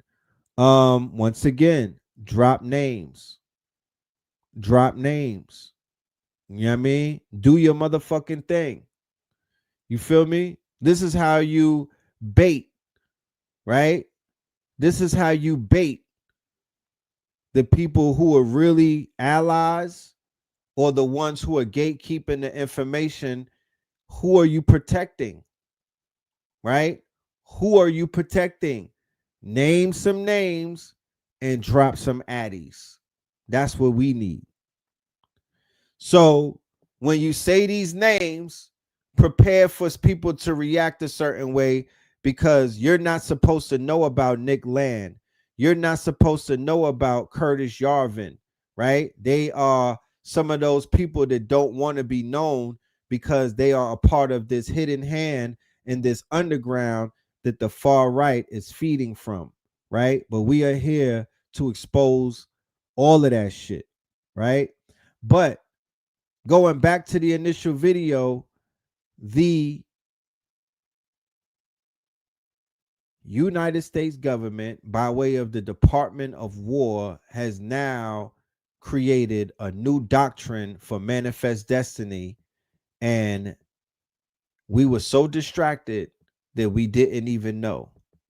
But you please prepare when you see war in Central America, when you see imperialism in South America and the Caribbean, just know why you're seeing it. So this is really them putting out, like, when before season 5 of like Netflix Stranger Thing comes out and they put the script out, they put like, this is what this season is going to be about. That's what this 33-page thing, that's what they're saying. This is what this season of Theater of War is about. This is what the season of the Theater of War is about. This is the strategy. This is the season of war, and this is the theater, and this is the summary of it. Prepare your stocks, right? And get yourself ready. So what does that mean to me? That means that there's many meanings. One, there's a high possibility that certain areas in South America may never be the same. So you might want to get down there before, quote unquote, things change. 2, when you go out there to do your spirit work, just know that you are now under the surveillance of the war machine, the spiritual war machine, that is, that are looking for the messiahs who are activating in the jungles of South America, Central America, and the Caribbean. That's where the gods are going to arise from. The Yucatan Peninsula, the coasts of America. Even for my FBA brothers and sisters and whatnot, I implore you to do the research moving backwards into the Americas, past these man-made borders, past these fake demarcation lines of these lands that they told you that your ancestors and your people were from. Go into the Americas, go into Jerusalem, what they would call Peru, go into Brazil, go into the quote unquote Caribbean and whatnot. This is the continent of the Americas, not the United States of America, the continent of the Americas. So when we speak on our ancestors, the Mississippian cultures and whatnot, and when we speak on the mound building civilizations and whatnot, we always have to remind you, think Canada, think Caribbean, think South America, think Central America. And when you want to talk about sovereignty, right? the America, the policy that you see them put out is literally them showing you how time goes in a loop. They came to the shores of South and Central America. So before they pack up to go home, you're going to see the ships on those shores. They're literally giving you a time loop.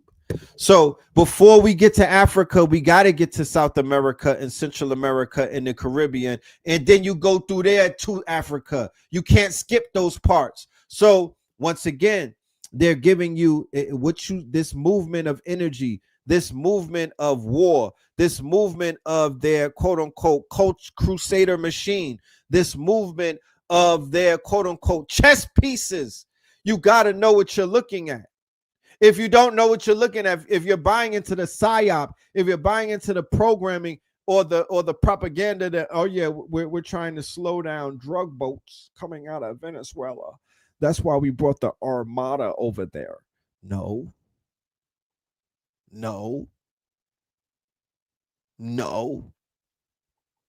If you buy into that, my G, then you're just gonna be buying into every single psyop and red herring and remix. They're gonna have you imagine you being in an Uber following a GPS that's taking you into the middle of the ocean while you're sitting in an Uber, and it's a fucking Waymo. It's a driverless car, and it's driving you off the pier, right?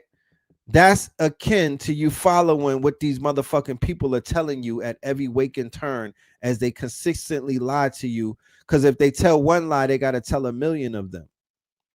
They'll never admit that we came into the Americas from Europe, right, as a broken down poor people, and it was us getting into Central and South America. That's when we came up. That's when they extracted all of the silver out of Peru and the potatoes that saved the Irish out of Peru. That's through Pizarro and whatnot. That's in the 1500s, my nigga. That brought European out of bankruptcy. What the fuck are we talking about? The nickel is in Peru. The nickel, nigga. The silver. So with silver going up, with gold going up, with all of these other things going up, it's no surprise that they are in Latin America, right? But the Latin American has been programmed to worship and to look for the conquistador, white Jesus, Caesar Bourgeois, Africa as well. But I feel that they have it better in European dominated South and Central America, right? But they're going to see when these motherfuckers show their fangs again, because it ain't the first time. It ain't the first time. Everybody over there know who the fuck this white man is. It ain't the first time. He know who Charlie is. He know who Charlie is. But it's this religious spell that they have over them people that allow them people to go over there and do that conquistador, apocalypto, crusader shit. Moving away from the idea of global dominance, Washington is admit that they cannot run everything, every region at the same time. So new approach is selective, focus on the few areas that matters the most right now, and a reduced commitment in place that are no longer profitable or strategic. Number two, the Western Hemisphere is now the new priority, and I think this is the biggest change. Latin America and the Caribbean moved to from the front of American strategic map. The U.S. want the tighter control over ports and its infrastructure and political stability in the region. And this is to limit China and Russia's presence there. This is also connected to domestic, migrant, drug, border pressures, pretty much come from most of this region. This actually explains why U.S. focus on Venezuela as much as right now. The global focus is back to the West Hemisphere right now. Number three, Europe is downgraded. The strategy openly says Europe face decline internal fragmentation, which I agree. The U.S. expected Europe to defend itself from Russia, spend more on NATO, and handle Russia without relying on Washington for everything. At the same time, Washington is willing to interfere in European politics and support parties it prefers. So for Europeans right now, expecting there's going to be a lot of American propagandas coming your way, and it will interfere in your democracy. Number 4, China-Indo-Pacific remain the main long-term challenge. China is described as the near-peer competitor. The US still wants to compete and keep the military and the technology edge, while they want Japan, South Korea, and Australia to take on more security responsibilities. Taiwan is mentioned multiple times. The US wants to keep the Taiwan Strait as same as it is right now. They don't want change. But that's not US decision. That's China's decision. So basically, the competition with China will still stay the same, but it will become economic, technology, and regulatory. In the end, the Middle East and Africa move down to the least. But I don't think the APEC lobbyists is going to be happy about it, and I don't think they're going to give up the Middle East that easy. So the APEC lobby is probably going to do something about it, but we'll see. Usually videos like this comes with full article with more context, and it's on my Substack, link in bio, or visit grumpychineseguy.com. Thank you for all the following and the subscriptions. You guys keep me going, and thank you. Take care. So without them admitting to it, right, and without them having to say it in a very embarrassing way, they have already decided that they are not going to go against Traore. They're going to keep hands off Traore. They're not going to fuck with the Traore wagon right now. They need more people and whatnot.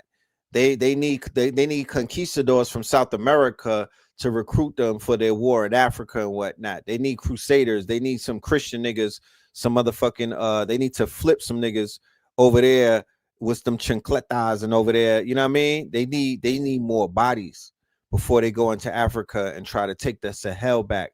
So they're gonna cool off on Africa and they're going to pillage the Americas and whatnot. They're gonna bring manufacturing to the Americas. They're gonna bring prostitution to the Americas. Sex industry. They're going to do a lot of quote unquote kidnapping. They're going, this is it real policy? Is it real? Is focusing on Argentina and the Brazil and South America where they wanted Is it real to be before in the first place and whatnot. So that comes to no surprise. That's a Jesuit move and whatnot. That's why they gave you a Jesuit Pope from Argentina. Okay. Because they lining up that region. So just to show you how they kick things off, this was the first provocation to their quote unquote to their war. This was a war. This would have got the average person popped off on if anybody else would have done it, but they did this shit today. Check this out. No, I'm not gonna do the intro. Just rip it. America, fuck yeah!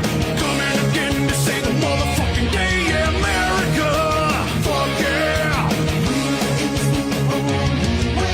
Terrorists, your game is through. 'Cause now you have to answer to America, fuck yeah! So lick my butt and suck on my balls, America, fuck yeah! What you gonna do when we? Yeah, they giving Africa to China. You know what I mean, Africa and Russia is China. I mean, Russia and China takes Africa. That's why America's not fighting for Africa. They would look goofy trying to fight for Africa.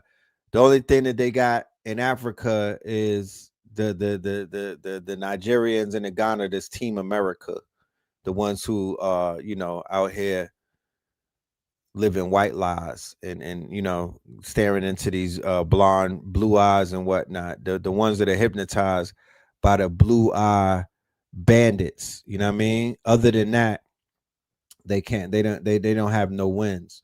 So they'll focus on South America for right now. You feel me? They'll pull up with the Google glasses, the translator shit, and they'll try to take over, right? So let's go down a little rabbit hole, right? For the Christian Crusaders and whatnot.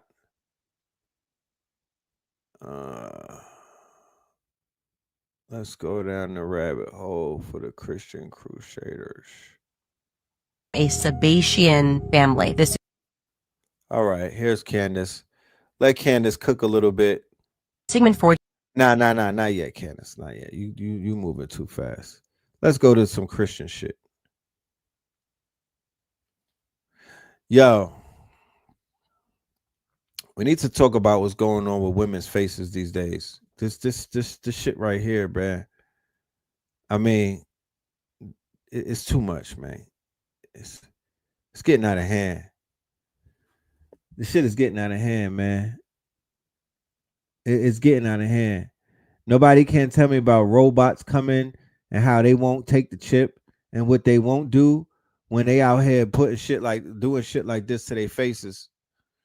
You're losing this war. I'm not buying nothing and you selling.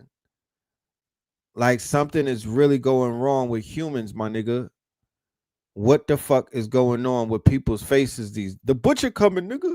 We are watching the Christian nationalist Seven Mountains mandate play out in real time. Now, this idea was popularized in the 1970s by two men named Bill Bright and Lauren Cunningham, who, while they were in different parts of the country, claimed they had a vision from God that in order to usher in the end times, the rapture, and the return of Christ, that Christians needed to take over society, dominate, and rule it in order for that to happen. They claimed that there were 7 mountains of society and culture that Christians needed to take over, and that was family, education, government, media, arts, entertainment, and business. And we are seeing this play out in media in real time. Netflix was slated to buy Warner Brothers for $82 billion.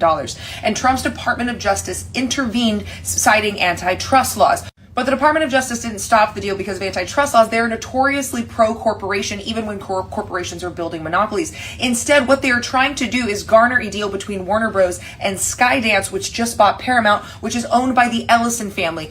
Open Christian nationalists, open Zionists, and part of the Seven Mountains movement. They are now also being backed by Jared Kushner, who is backed by the Saudis and Qataris, to take over Warner Bros. After just buying Paramount. The goal of this is to control media, because then David Ellison told Trump that if Trump helps him facilitate the deal for Warner Brothers, he is going to change the programming and news type of CNN to be more favorable to Donald Trump and the conservative movement. What they are trying to do is take over the mountain of media so that they can control what news is going out, what we have access to, and what type of content is being created so that they can influence the mind of people. This is also related to Donald Trump now signing an executive order that states cannot regulate AI.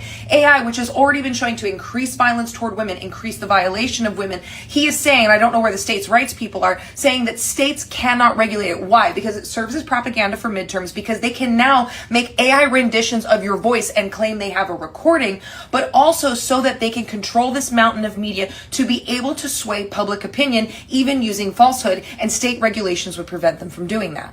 The Seven Mountains mandate is popping up in lots of places. Lindsey Burke, who wrote the education portion of Project 2025, is now working within the Department of Education to promote. So what she's breaking down is what we've been breaking down. Blue Pill brought this information to the channel recently with a more revisited approach.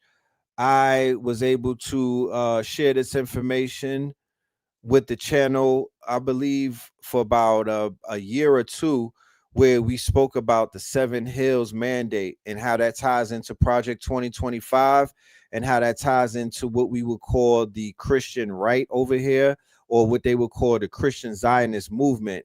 These are very influential people that are in the government right now, especially in the Trump administration. This is what it is that you're seeing taking place. So when you see it, just understand what it is that you're seeing. This is not something that is coming out of left field. This is a part of a plan that they had ever since the campaign started with Project 2025, with the Christian evangelicals, who happen to be the Christian Zionists, who are American, European, blue-blooded crackers, not the Israelis, not the ones over there in Tel Aviv. The Zionists are over here. Okay, the Zionists are over here. So yes, please be aware of all of that Seven Hills shit. Cincinnati got the Seven Hills.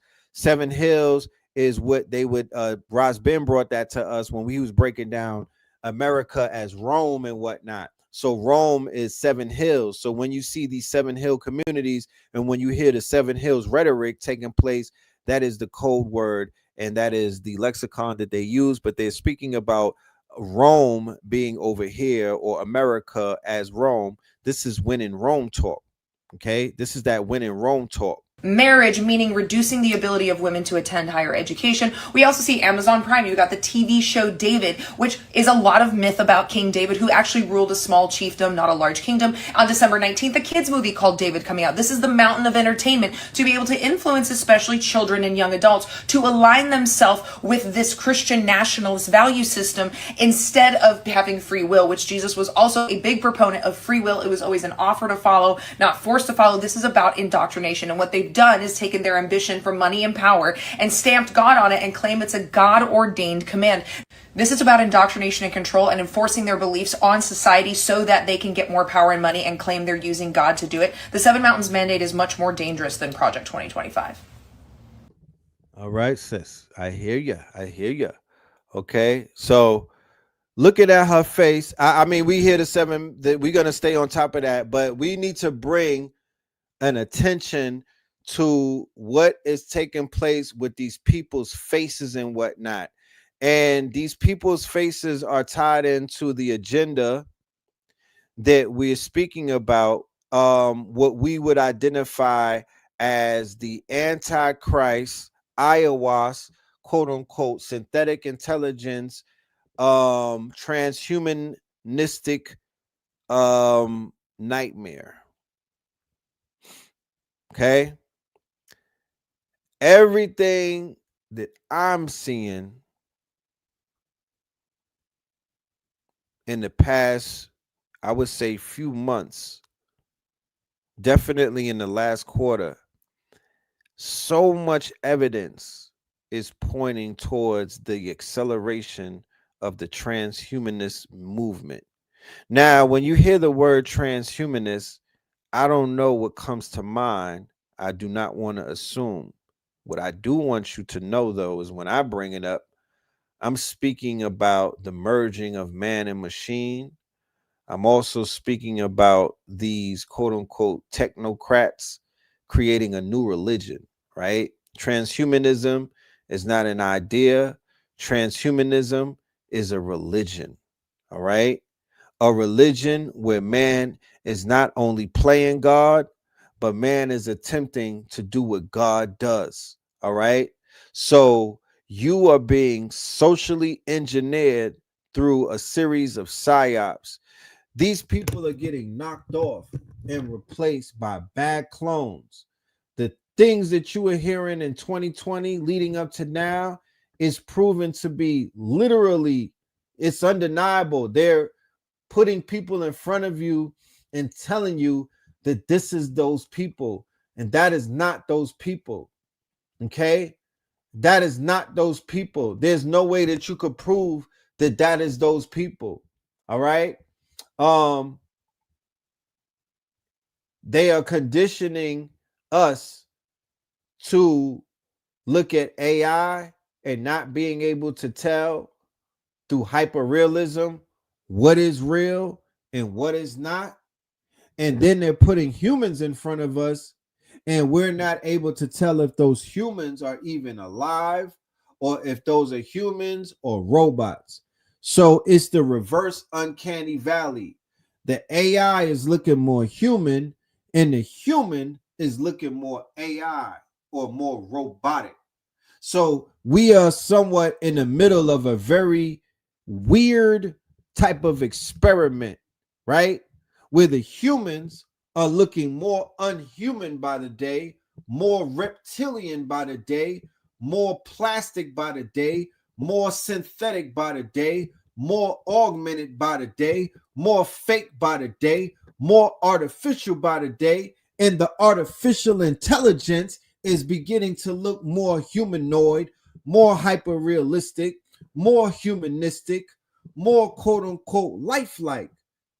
You don't find that suspicious? Check this shit out. Yeah, they wildin'. Check this out. House, wait. Guys, they got her. Who the heck is this? Who the heck are you, lady? I will give you guys 5 seconds to guess who this is. What is happening in Hollywood? I'm pretty sure she removed this post from IG because it had so many people in the comment section asking, Who the heck is this? I have literally looked at these pictures forever, looking back and forth, like, are these even the same people anymore? Look at the jaw shape, look at the eye shape, the face shape. Everything is different. And it's the same thing for Meghan Trainor. How are we going from this to this? What is actually happening? It's like there's 2.0s walking around everywhere. Anyone from Ariana Grande to Selena Gomez. They don't have the same face. They don't have the same personality. They don't even have the same voices. What's happening? And you know what absolutely does not help their case at all? How economically out of touch they are. Like, was this ad meant for the struggling Americans or people in your tax bracket? To say it's too big, it's too far, it's too late. But what if it isn't? While the world moves on, Save the Children moves in. You can provide kids with life-saving food, water, shelter, and medical care. You know the ironic thing about it, Megan, is we have been. The poor have always been the funders. The poor have always been the donors. While you and your billionaire friends sit on your pedestals asking for more from us. You all have the same faces now. You all dress the same. You all act the same. Like, what happened to originality? I feel like I'm on an episode of Stepford Housewives or something. Whatever you guys are trying to do to win back popularity, it's not working. Yeah, it's some shit going on, ladies and gentlemen.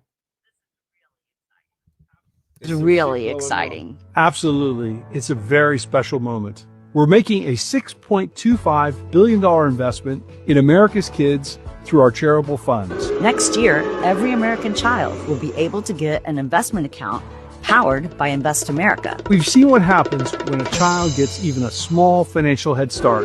Their world expands. The real power of these accounts is that anyone can contribute. Parents, relatives, friends, everyone can help shape a child's future. To philanthropists, companies, community leaders, if you want to be part of something truly meaningful for our kids, for our communities, for our country, join us. And to parents and caregivers, stay tuned and get ready to activate your child's account. Every contribution can grow over the years, just like your child. Together, we can make possibility something every child can count on. And that's a future worth investing in.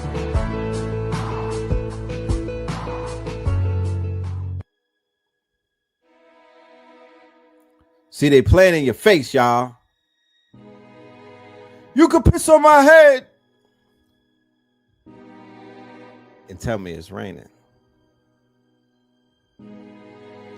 You see, they playing in your face, y'all.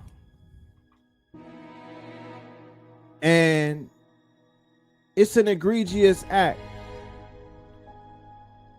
They're showing you transhumans, and they want you to believe that those are human, and they're not.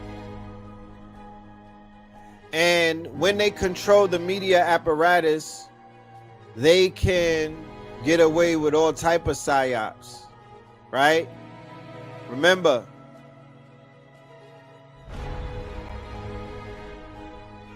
they've been showing men as women in the adult entertainment industry for years. Transsexuals. And men thought that they were looking at women, but they were not. You would never even know that you were being deceived until the whistleblowers came forward and started blowing the whistle. And what they said is on popular sites like Pornhub and other places where billions of people visit weekly, that many people were looking at men who had operations to look like women.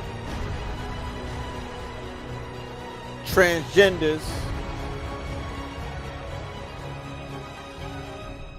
lampooning as genders.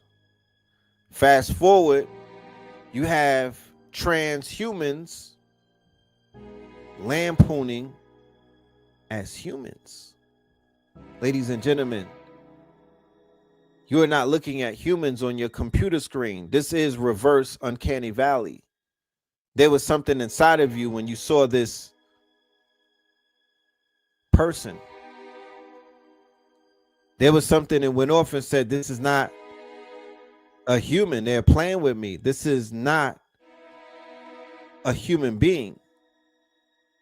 This is something else. Really exciting. Absolutely. It's a very special moment. We're They went making a from having bad- $6.25 billion investment in America's kids through our charitable funds. Next year, They went from having bad plastic surgery where people were out here looking like cats and shit to whereas the plastic surgery has turned into the removal of a human soul, parents, relatives, right? friends, Or everyone can help shape a child's future. the unaliving of a person and then somewhat of a cloning or a copying or a Xeroxing unto another person or something. But whatever is taking place, the original person who that person was is no longer there. They're not alive. They're not. This is a bad cover-up. Every child can count on. And that's a future worth. And this is the CEO of Dell Computers. So whatever that person is, they have Dell parts in them. Okay. The guy from Dell, he ordered his wife because that's not the lady that he married. You should see the before picture. Okay. Candace talked about this and they called her a kook. But I want to go and hear what she has to say because she's been pretty much vocal these days. Let's see, where's Candace? Oh gosh. Oh gosh. Oh gosh. So much going on. Candy, where you at?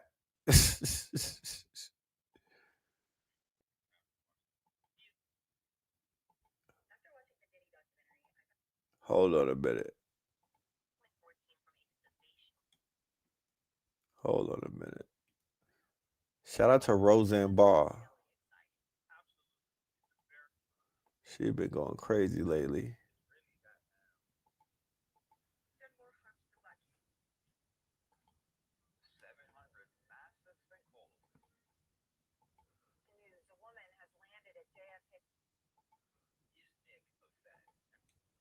Whew. Real quick, hold on. All right, where you at, Candace? Talking about these niggas as aliens. Jesus, man. Hold on, y'all. Hold on. I'll be with you in 1 minute. News: a woman has landed. I'll be with you in 1 minute.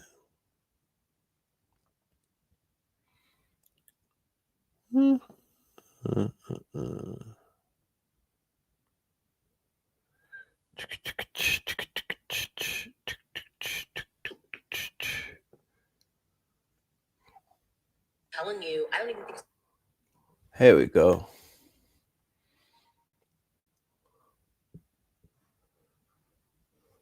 All right, real quick. Let's go hear from Auntie Candace. Let's go hear from Auntie Candace as she raises some questions to her millions of listeners.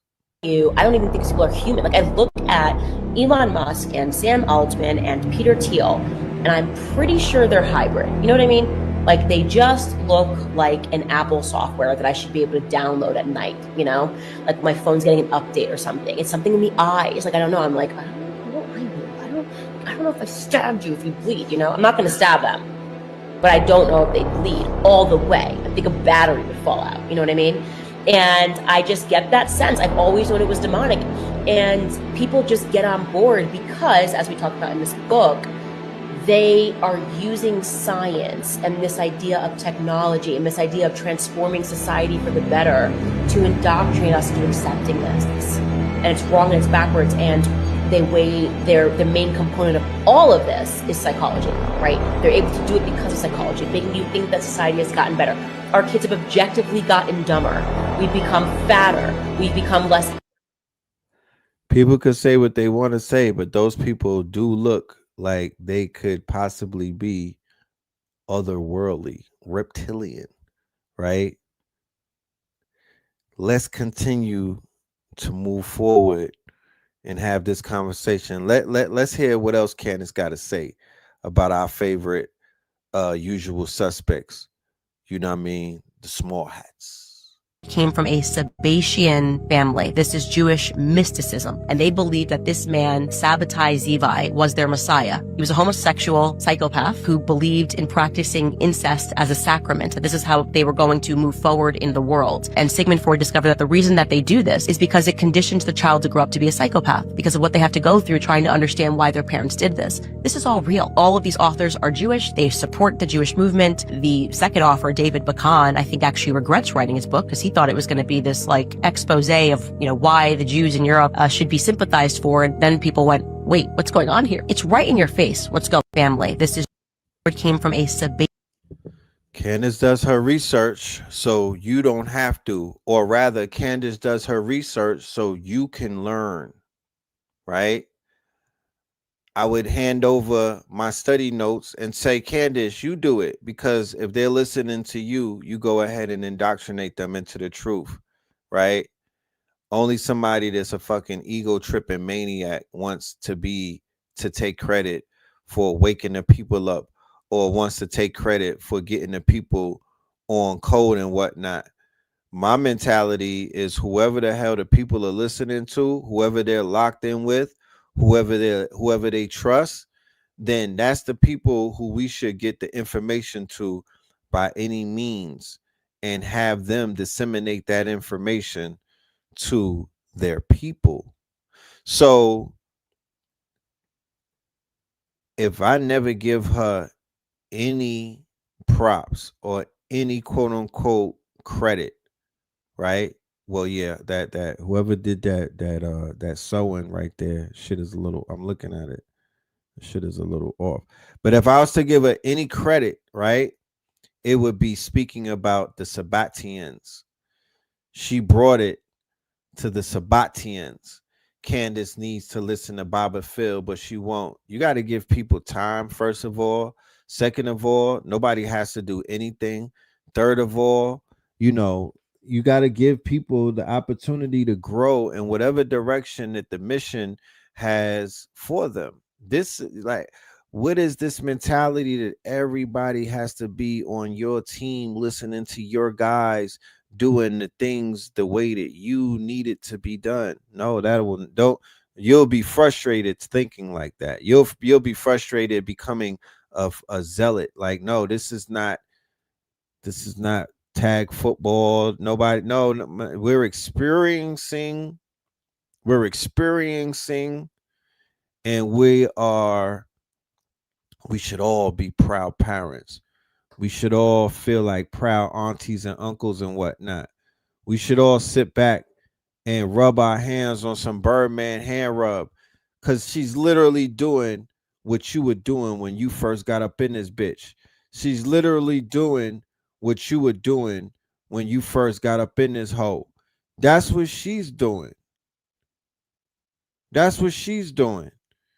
And she's teaching the information that you got the receipts on. She's teaching the information that you was teaching people for years upon years and whatnot. That is what she is doing, right? She's not doing anything outside of the scope what your ass got tasked to do when you came up in this bitch.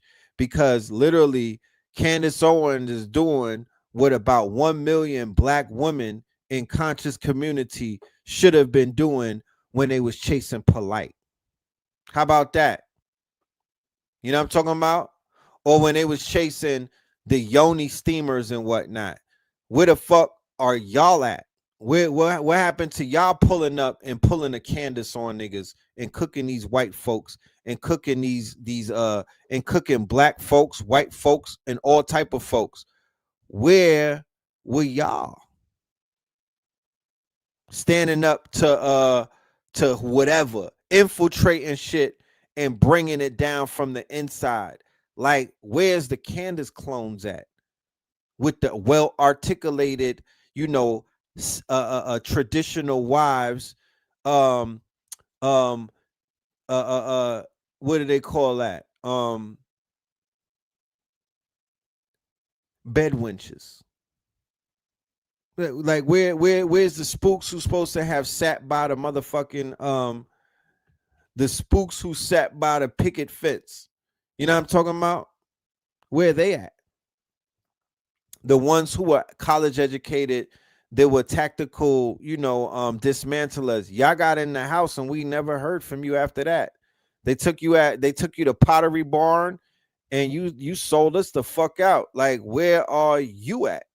The ones who got down with the divestment club and said that we were gonna open up the back door and give y'all some secrets. Why y'all not teaching us nothing? Why y'all not sticking out your fucking necks with your white husband protecting you while you dismantle their system? Where the fuck are you at?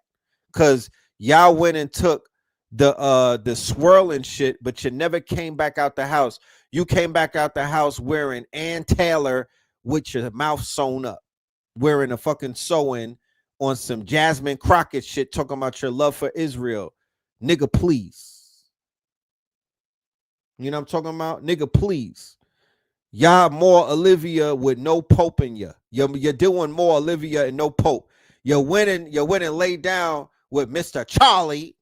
You know what I'm talking about? You went and gave Charlie some neck, but you did not do the other thing that you said that you were gonna do, and that is to dismantle anything that he built.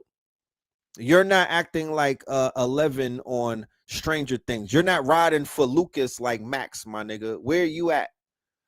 Where's this camaraderie, sis? You know what I'm saying? So she's in a fucking class by herself because she's the only one who kind of did some shit like that. Even, you know what I'm talking about? Like, real talk. With all of the divestment, y'all, you know what I mean? That your white husband, it seems, has checkmated you because you didn't wiggle out of that. And the only time y'all get loud is when you're on some motherfucking what's her name?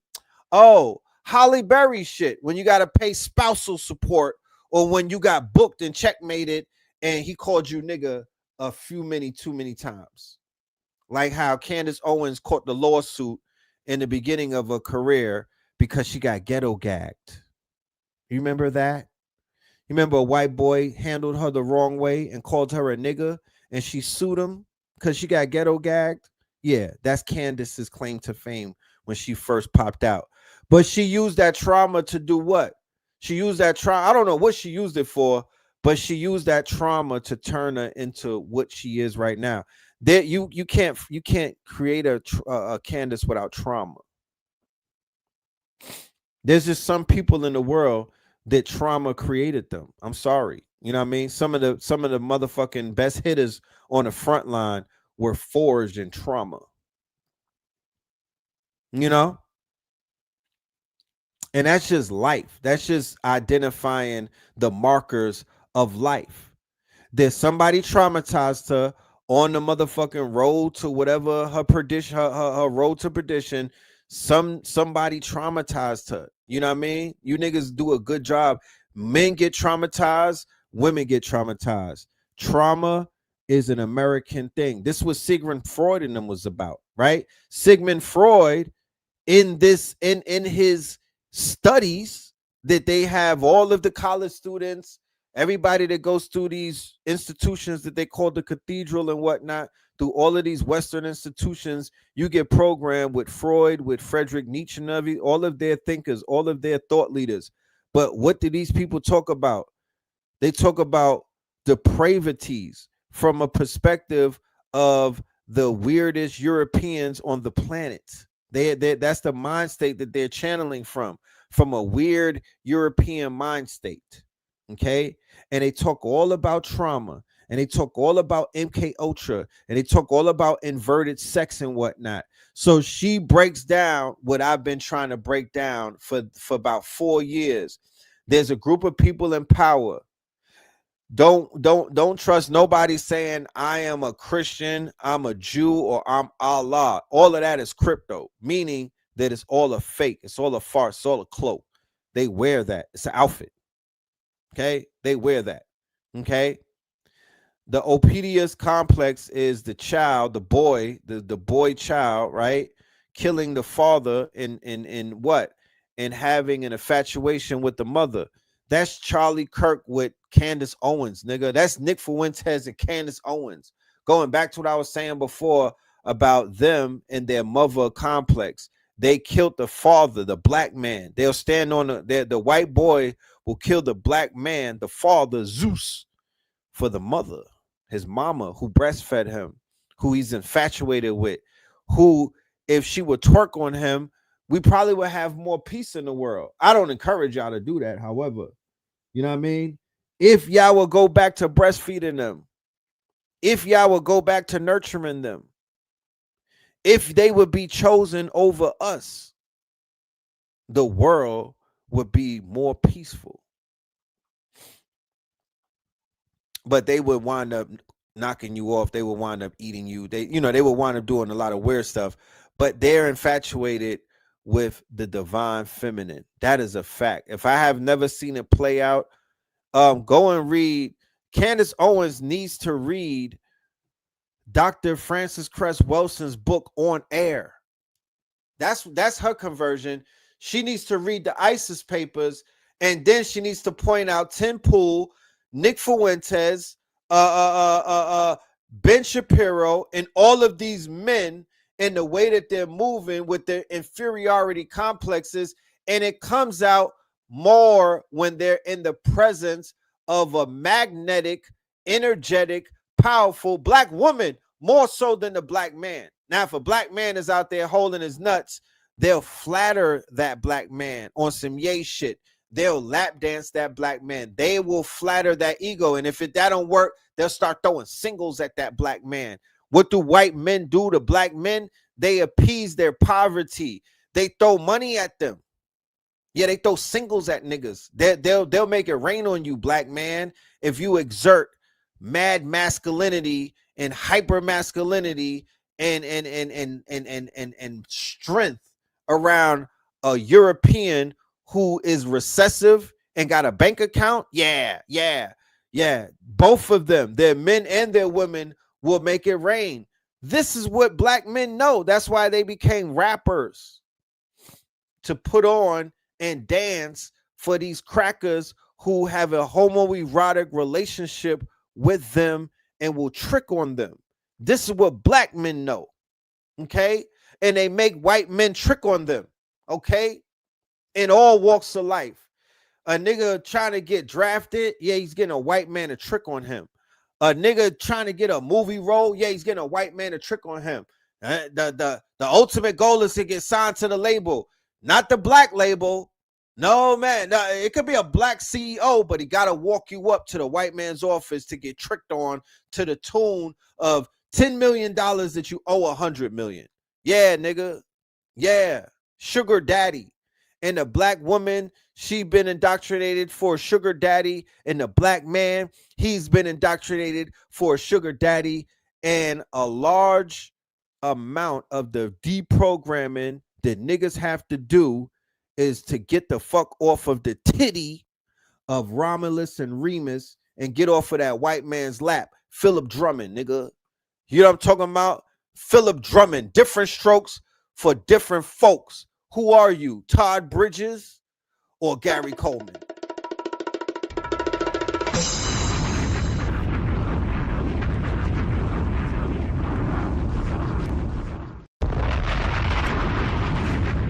Y'all on that nigga lap. You on a billion, you lap dancing billionaires.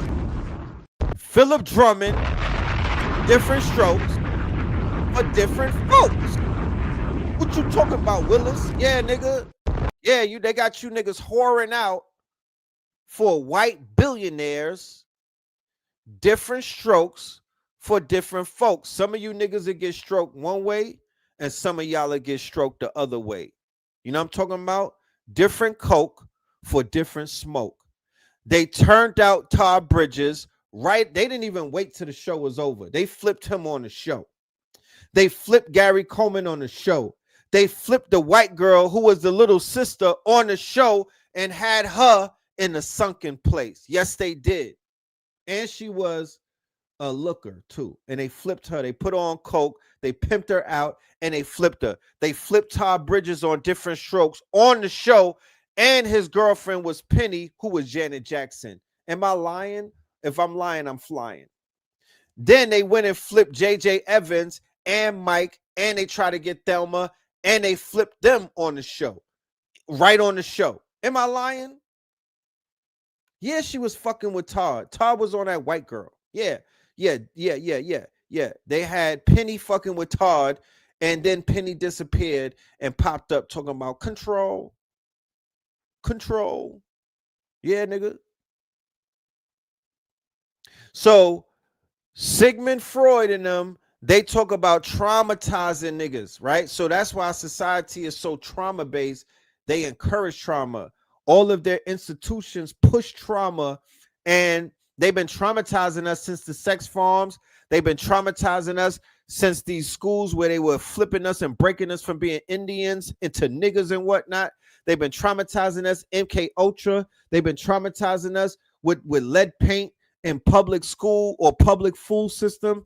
They've been traumatizing us with organized religion.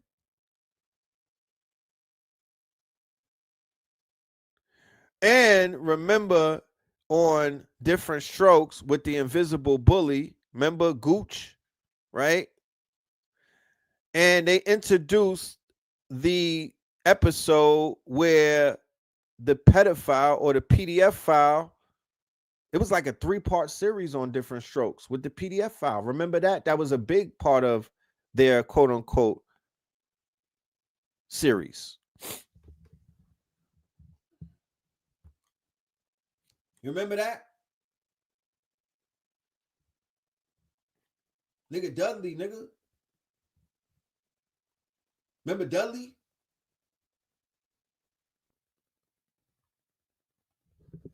So let's get back to, yeah, that was a special episode.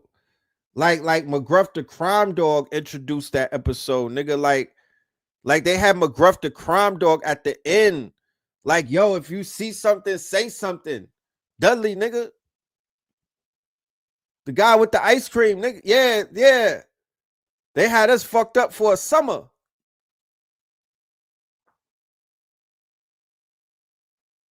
You did? On the playground, be aware, and then go and do the research, right? Go and do the research. When did the Atlanta child murder start? When did the Atlanta child murder start? Because everything is related. When did the Atlanta child murder start? Right? Because they definitely was building that up in the storyline about black boys getting kidnapped and PDF'd and whatnot by rich white men. Epstein type shit. Yeah, at the bike shop. Right? And they was in New York doing that shit and all of that at that same time. That's the Bambaataa shit. That's all of that Africa Bambaataa, Studio 54, Andy Warhol. What's that nigga name? Fab Five Freddy, right? All of that. Basquiat and all of that. Yeah, that's all that. That's all that. That's the beginning of all that. Okay? The Zulu Nation was little boys with leather vests on, breakdancing and shit for chopped cheese, right? But back in those days, it was grilled cheese sandwiches, quarter waters. You know, niggas would do something strange for $1 back then. So imagine $1 gets you right. $1 put you to bed, man. A nigga could get tucked away comfortably with $1 budget. Think about that. Yeah, think about that. Niggas had penny candies, bro. $1 will get you. I could tuck a shorty away for $1 back in those days. You know what I'm talking about?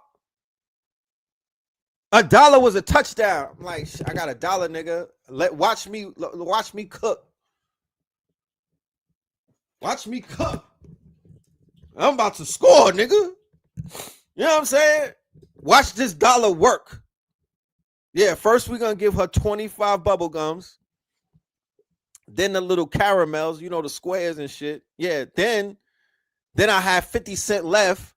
So that's 3 bags of chips, and then I'm gonna solidify it with the quarter water.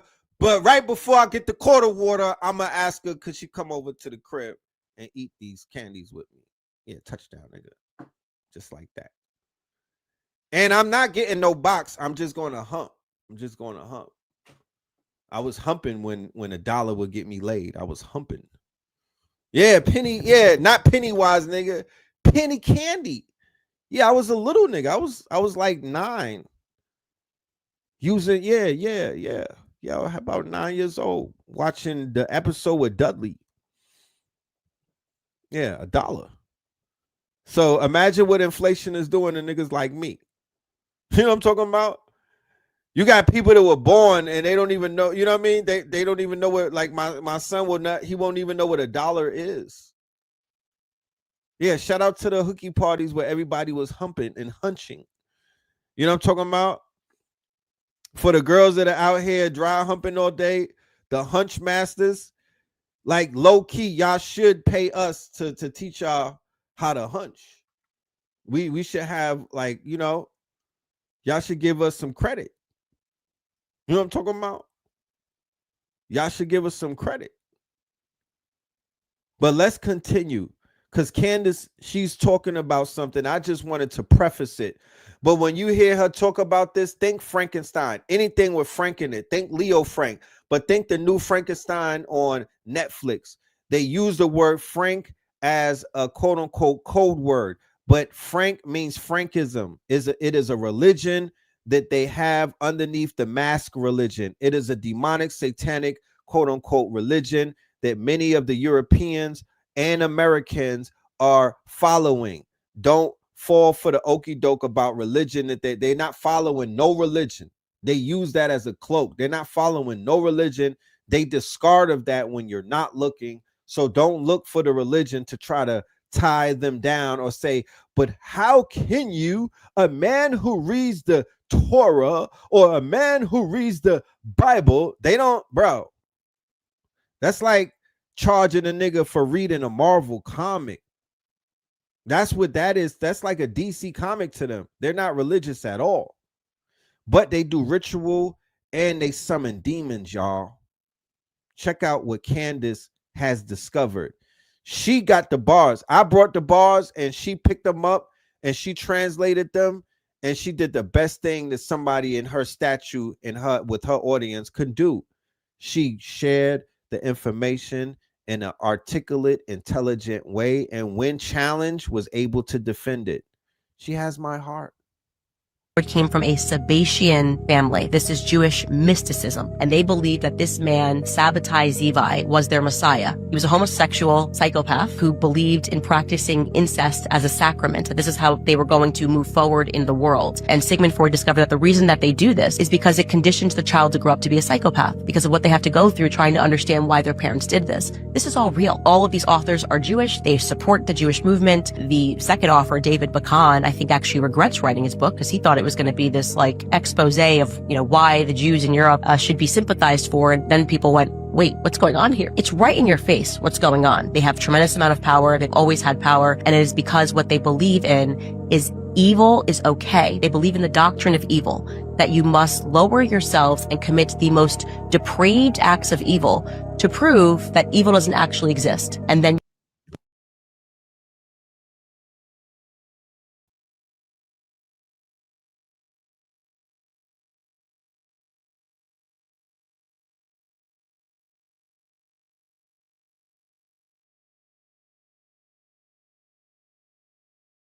You hear me, y'all? Tell me if you can hear me. Y'all say bye to this mic, man. Y'all say sayonara to this microphone. This nigga's about, yeah, this. Tell me if y'all can hear me. Loud. All right, yeah, this. Yeah, we got a, yeah, trumpets. Yeah, we 21 gun salute. We gonna bury this bitch. But the doctrine of evil. Don't just listen to what she's saying and think that she's just fucking talking the talk. She's spitting. This is A1. This is A. If she's spitting gems, my nigga, this is black opal. This is red emeralds. Like this is the top of the line gemstones. The pearls that she's pitching, my nigga. This is Michelle Obama pearls. This is Kamala pearls. Nigga, this is Divine Nine pearls. Do the research. This is mother talking. This ain't red pill. This is coming out of mother's mouth. You know what I mean? Her words is platinum to the trad moms and the motherfucking the ladies out there. Y'all listen to Candace. She's gonna take you down a good rabbit hole. You know what I mean? I'm just here to back it up to say, yes, I'm stamping it. Go down that rabbit hole. What the fuck she's on right there? She, you know what they be like, you're warm, you're getting hot. Yeah, she's getting hot. She's getting hot. Always had power, and it is because what they believe in is evil is okay. They believe in the doctrine of evil, that you must. Doctrine of evil, inversion, transgression makes you gets you closer to the devil. Transgression gets you closer to the devil. If you don't have that mentality, you'll never understand what you're looking at. If you don't, that's what was going on Epstein's Island. So with this new set of eyes and whatnot, now read the emails. Now read the information. Now look at the Diddy shit. Diddy is a Frankus.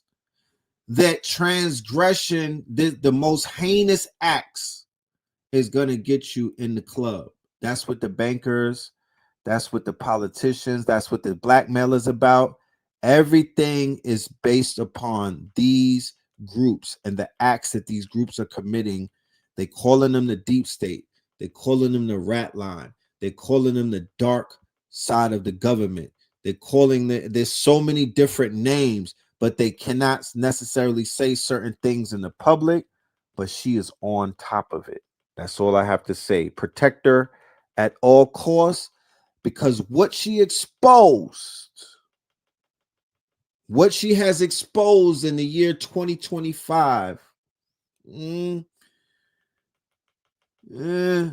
but then again, what if they wanted her to expose it? Going back to what I was saying about the triple agent shit.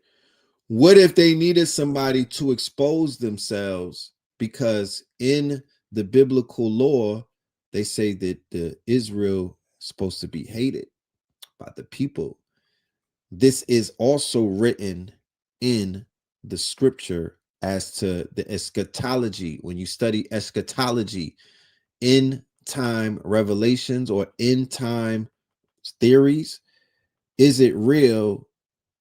Will be called out. They will be hated by the public. They will be public enemy number one. So that is what's taking place. And she's the one leading that quote unquote charge. So is this information being fed to her? Is this information being given to her? Is this a part of the scriptington? Right? Think about it. Lower yourselves and commit the most depraved acts of evil to prove that evil doesn't actually exist, and then you can ascend in society. That to me seems to be the guiding philosophy of people in Israel, I would say. Like this idea that you can commit acts of evil to get ahead in society. When I see what's happening in Gaza, how do you look at this and not understand this is evil? Code on Epstein's chalkboard. It's not only more sinister than we expected, but it's also proof that I was right about Epstein using social media to brainwash us. But in order to truly understand what's cracked the code on Epstein's chalkboard. Last episode, we introduced you to Epstein's chalkboard, and they already cracking the code on Epstein's chalkboard.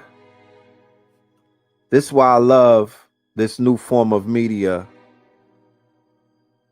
2025 is another thing too. This is the year of the internet sleuth, or what I would call citizens media. Last year, it was more about the crypto bros, like the podcast bros. Like that was the rise of Joe Rogan and all of the right wingers and shit like that. This year, it's the rise of the independent researcher, right? They've been doing like Brosy O'Donnell and all of them. They've been doing a lot more in terms of these TikTok videos and the researchers and shit like that. Yeah, this year has proven they solved mad fucking crimes. And they be on a shit. So yeah, we already translated the chalkboard. Let's go. Cracked the code. Now, to add some context, they released about a few more pictures last week about Epstein's private island in the Virgin Islands on St. John's and whatnot, the Epstein Island. They released some emails with a bunch of pictures in it, and those pictures are Easter eggs that are bringing a lot of the internet sleuths into euphoria because so much information was released. Now, the new focus on Epstein is the fact that he is a transhumanist, is the fact that he is a eugenicist, is the fact that he was in AI, he was in Bitcoin, he was in all of the top elite, quote unquote, thought leader circles and whatnot, friends groups.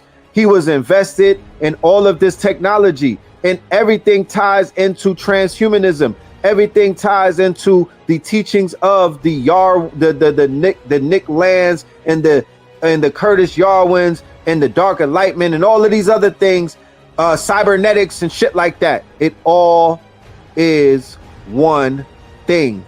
Go back and watch the Pale-Faced Horsemen that I did in 2023. The 4 Pale-Faced Horsemen, the expose that I did, the Lords of War and all of that. Everything is coming true. On Epstein's chalkboard. It's not only more sinister than we expected, but it's also proof that I was right about Epstein using social media to brainwash us. But in order to truly understand what's going on here, you have to look at the scientists that he had in his web. Epstein had a lot of his scientists working on plant-to-human translation research, which I believe he was trying to use in order to try and project people's consciousness into AI technology, as evidenced by his relationship with a Dr. Rupert Sheldrake, who has a PhD not only in plant biology, but is now a leader in parapsychology. I've got about a dozen other scientists I can talk about, but I'm just going to focus in on James Watson, who won a Nobel Prize for his work with the double helix structure of DNA and its significance for information transfer in living material. There's also Gerald Edelman, who also won a Nobel for his work in how the brain evolves over time and later switched his field of work into neuroscience and philosophy of the mind. He developed a theory called neural Darwinism, which is based around the plasticity of the neural network in response to the environment around it, and that the consciousness is biological and adapts to the surroundings around them. You know, the basis for brainwashing. Adapt or survive, which makes his relationship with a scientist named Christakis even more important, who focused his area of study on social networks. And he not only theorized that AI bots could reshape how people interacted with each other, but simply programmed bots could re-engineer social connections among humans in groups in order to make them more cooperative.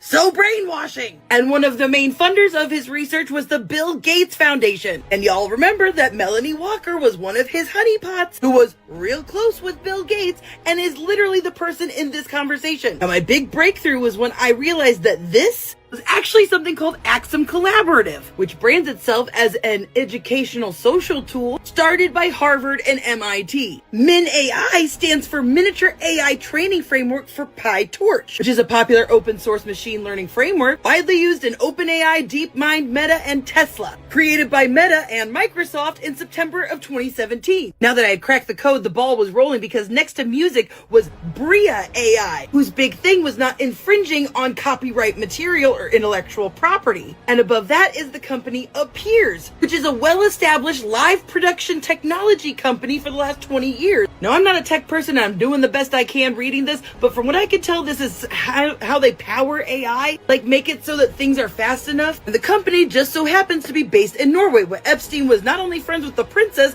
but besties with the prime minister. I also realized that this was Holly and Hark. Holly is an AI government job search and helps government officials vet candidates for job openings to help you create the workforce your residents deserve. Where Hark is AI that controls banking, healthcare, global manufacturing, and Truth Technologies is a compliance and monitoring software. Now this one took me a while because it was so hard to read, but then I figured it out. It's Mir N Face. Mir N is a common shorthand for mirror neurons, which are specialized brain cells that activate when both we perform an action and when we see someone else perform an action, aka monkey see, monkey do. Not only is it the basis for empathy, it's the basis for our social cognition and communication. So it shouldn't surprise you that another Epstein scientist is this guy, who's famous not only for his experiments and theories in behavioral neurology, but invented the Mir box, which helps amputees get rid of phantom limb pain by rewiring the neurons in their brain, by tricking the brain into believing something that isn't there. So now what brings it all together is this part in the corner here, because I thought that said Dej, D-E-J, but then I realized it was P-S-Y, just faded. Time minus psi, dark brain. Feel free to pause and read all this because I'm running out of time, but our brain's dark energy or dark brain is our default mode that goes on when the brain is in the background. So the way that I'm interpreting this is that social media and AI can access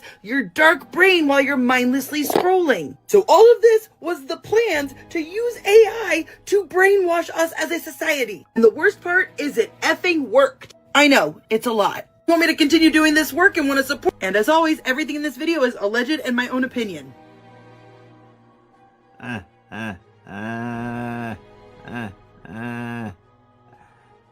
Yeah, my type of shit.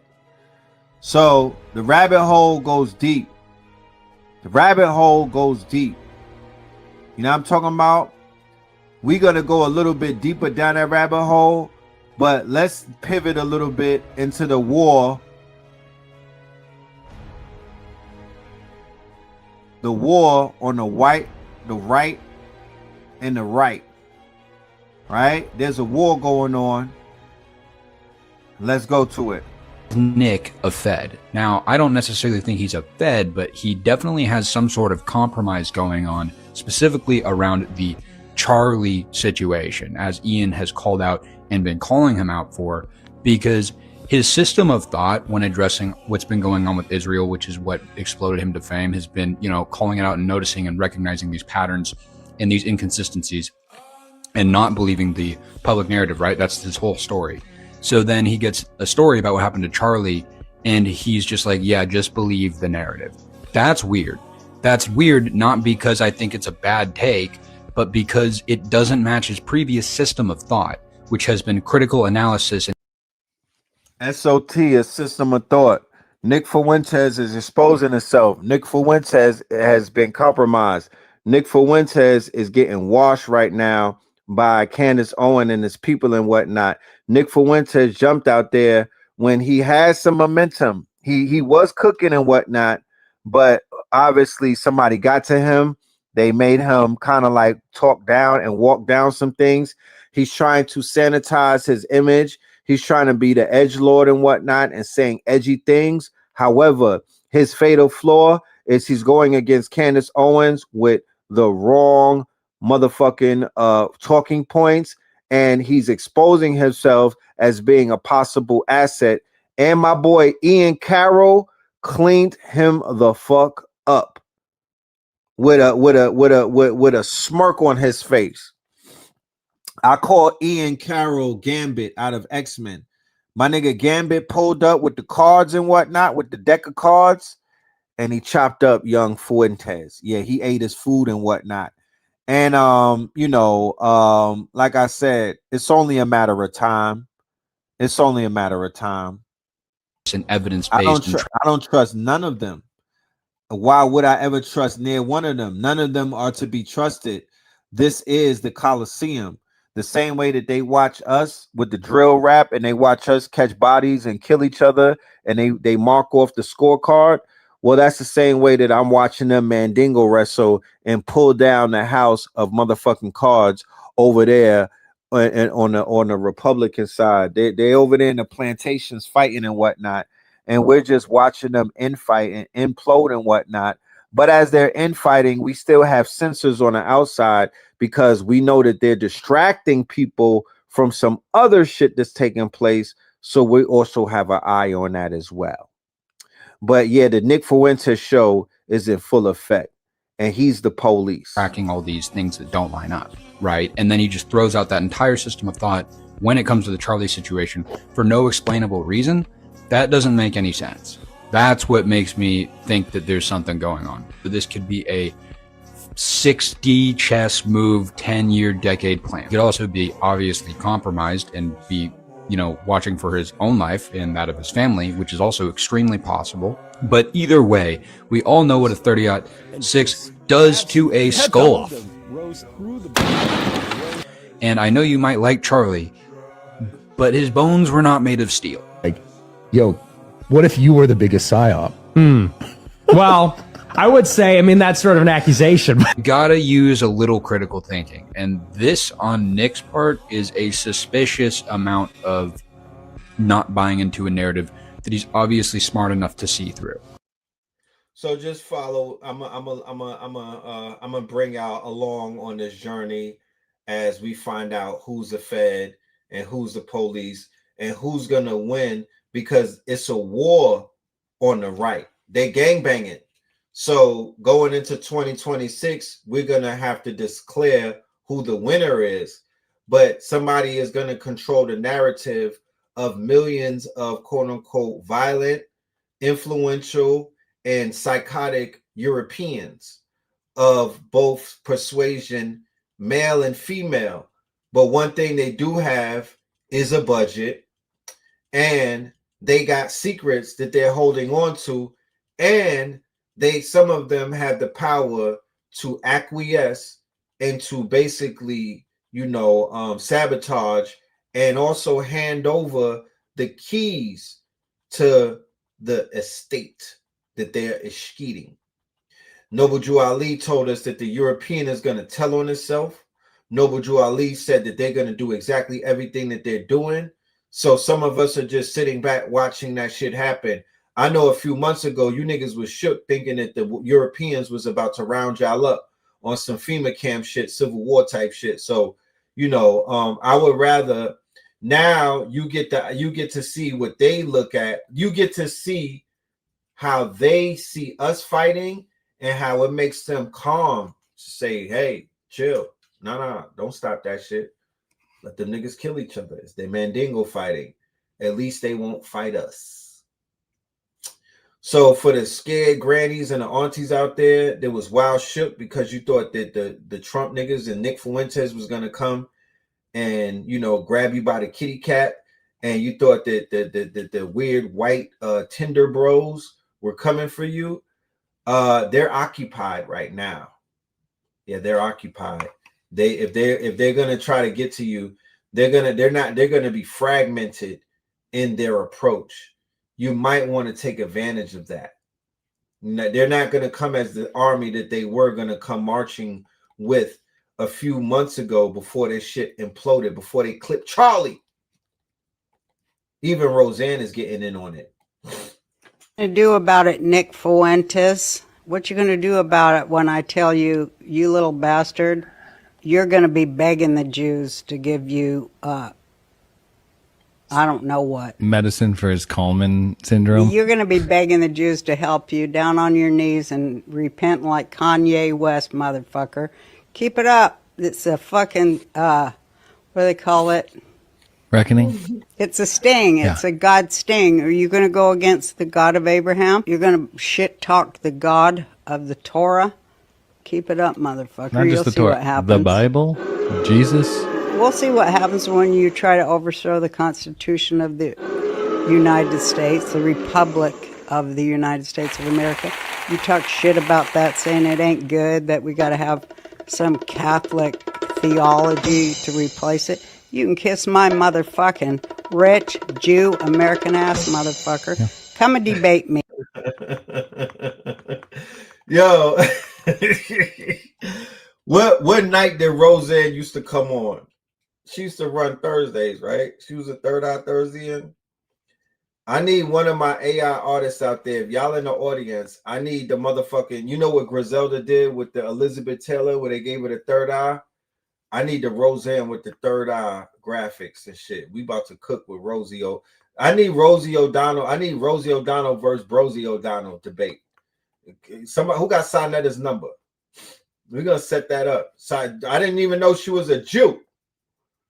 She had Wednesdays and Thursdays. Yeah. Rosie O'Donnell's on Third Eye Thursdays. You know what I'm talking about? Rosie got the motherfucking wig on. You know what I'm talking about? She got the lashes and shit. She a baddie right now. When we find out what is What are you her going to do OnlyFans? about it, Nick Fuentes? What you going to do about it when I Did her Amber Rose launch her OnlyFans? Well, who got her act? Who got the mega files on her? tell you, you little bastard, you're going to be begging the Jews to give you, She got a square.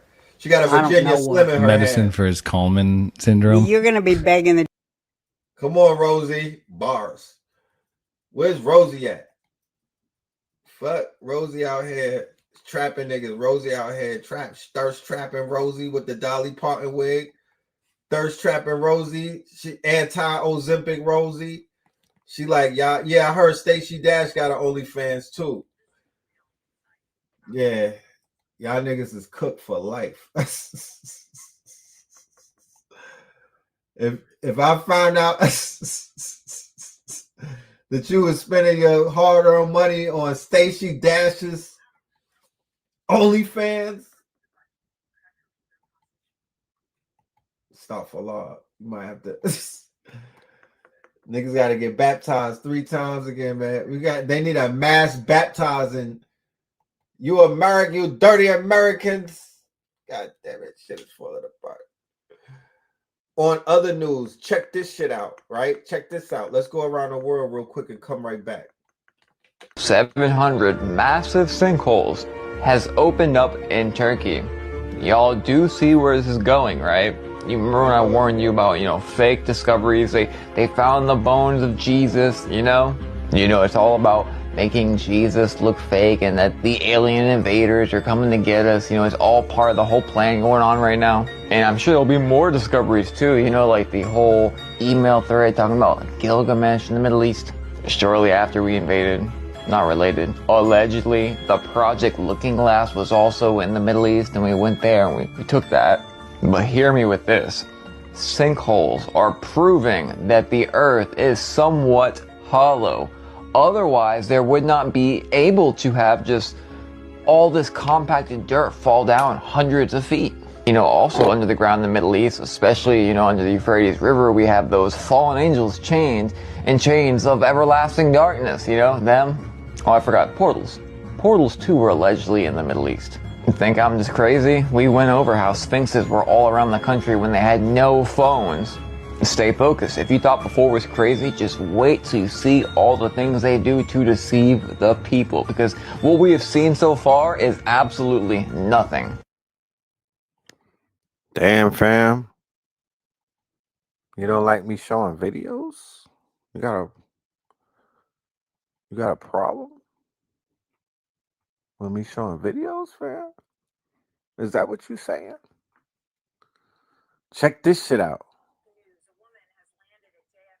A woman has landed at JFK Airport with a passport from a country that has never existed in our lifetime. Authorities at JFK International Airport are in shock. Tonight, a woman arrived from Tokyo carrying a passport from a nation called Terenza, a place that does not exist on any map of our world. The passport was flawless. Biometric chip, perfect holograms, dozens of stamps from countries that also do not exist. Her documents were perfect, better than perfect. But the country, Terenza, it doesn't exist anywhere. Witnesses say she looked completely ordinary, like any tourist. But when agents told her Terenza isn't real, she froze, then whispered, "Then this isn't my world." She asked me, "Is this America?"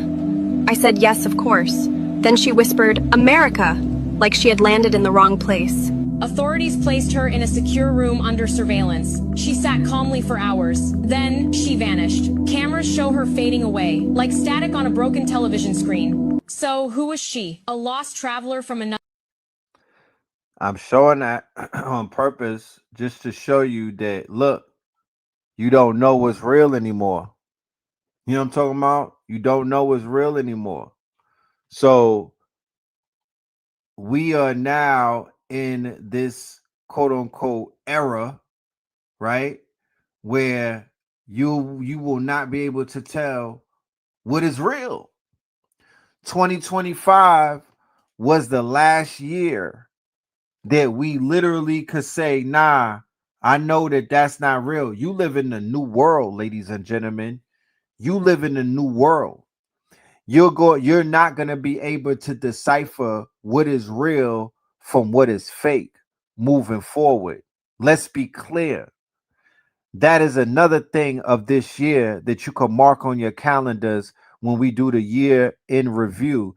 That 2025 was the last year inside of the what we would consider the third wall of the simulacra. You are now in the fourth wall of the simulacra. Nothing is going to be the same moving forward. Trust me, okay? Trust me. Pete Hegseth to all DOW employees and a source from within the DOW sent screenshots of what the platform looks like. So this is the future, ladies and gentlemen. This is a very scary future, but this is the future that we are now entering into. The Iowas has now formed fully. The Iowas has finished loading. Skynet is here. Iowas, artificial intelligence weapons as synthetic systems. Artificial intelligent weapons as synthetic systems. So we have now arrived to the Iowas. The Department of War is now using generative AI, which is something I know because I was sent a memo from Pete Hegseth to all DOW employees, and a source from within the DOW sent screenshots of what the platform looks like. It's being called Gemini, and it's a custom tool made for the Department of War by Google. I also learned through reviewing these screenshots of the interface that it does include plugins to ChatGPT, Grok, and Claude. Hegseth said, with this launch, we're taking a giant step towards mass AI adoption across the department. Without receiving much training, they expect DOW personnel to use the tool immediately. I expect every member of the department to log in, learn it, and incorporate it into your workflows immediately. AI should be in your battle rhythm every single day. The guidelines for how to integrate AI included a do and don't list. One source said an example of a don't was, don't use Gen AI for decisions involving attribution, targeting, or threat evaluation without human validation.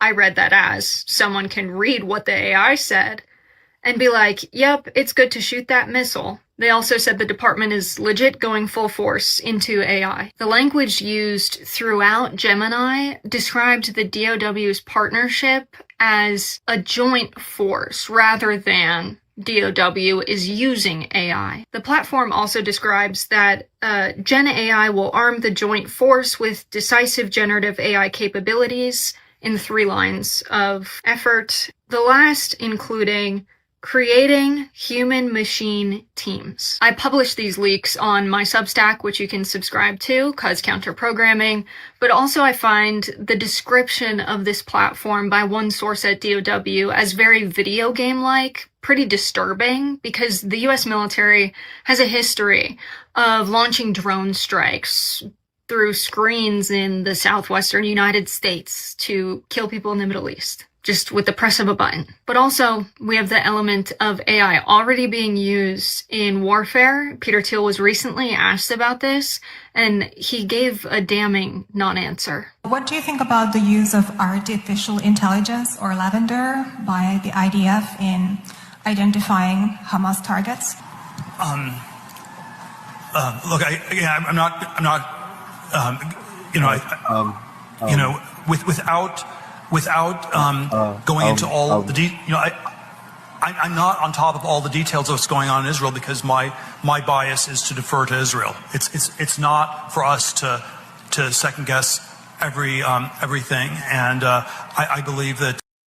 That's Palantir, by the way, the #1 company stock-wise in America. That's Palantir, who people tell you to invest in and put your hard-earned money and your 401k and to pump that fucking war machine. That is Palantir right there. That's Peter Thiel, which is an anagram for the fucking reptile, bro. Listen to him. When she questioned him about an AI autonomous killing program or killing system, that one of the reasons why so many civilians were unalive in Gaza was because of AI and whatnot that Peter Thiel and Palantir created. So when they asked him about it, he obviously had a fucking tongue salad. That broadly the IDF gets to decide what it wants to do, and that they're broadly in the right, and that's sort of the perspective I come back to. So, translation, anything that the IDF does, we're going to back it, even though these are, you know, of course, maniacal, sadistic, quote unquote, colonizers, right? Who really just learned from their daddies in America. So let's cut the fucking fake outrage out. We need to know who we're dealing with. Okay.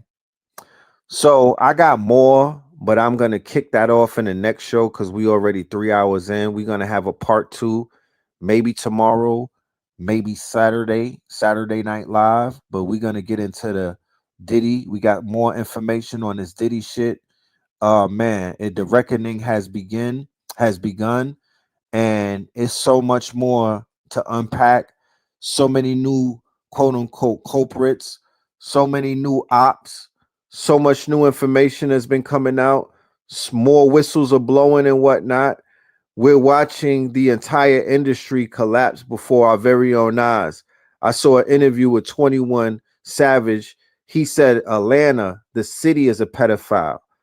Matter of fact, let's just go with that and end it on that, and then we're gonna jump into the next show, and we'll keep cooking and shit. But yeah, 21, let's go. It's really goddamn. When I tell you that the party has died, when I tell you that we came and did a ritual in the A, when we tell you that Atlanta is Atlantis, when we tell you that we killed this shit, when we tell you that we pumped the brakes on a whole entire deaf culture, when we tell you that we brought you niggas back into the upside down world where we took it from the deaf culture and we breathed life into it, and now it's alive again, and the same people who are responsible for the deaf, they trying to live life again. They trying to speak life. Go and listen to that Nas album, y'all. 1000. Atlanta is really goddamn. What's the word? Atlanta really a pedophile. Cause Atlanta really groomed us, bro, since we was kids. The fuck? No, just listen to what I'm saying. Maybe pedophile the worst word. What's up, TJ? Maybe pedophile the wrong word. Atlanta is a grooming ass city. Okay. Talk about it, 21. Atlanta groomed us nigga since we was 10, 11, 12 on club life, bro. Like nigga, when I was a lamb nigga on my mama, nigga, I was taking out trash for $2 in apartments. Just to goddamn get some chucks and some dickies to go to the Cater Skate. Yeah. Getting wristband, goddamn nigga. They used to have pictures with no liquor. You just get a picture of Sprite.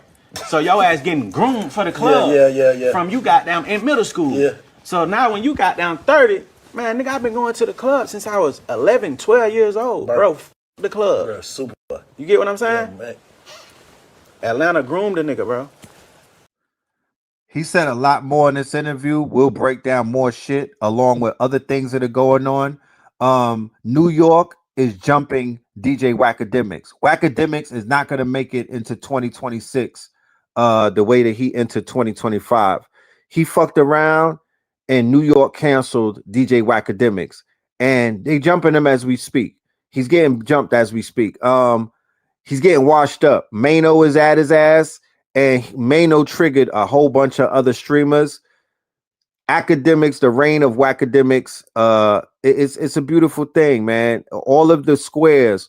This season is ending beautifully. I can't wait to the season finale, man. It's coming up.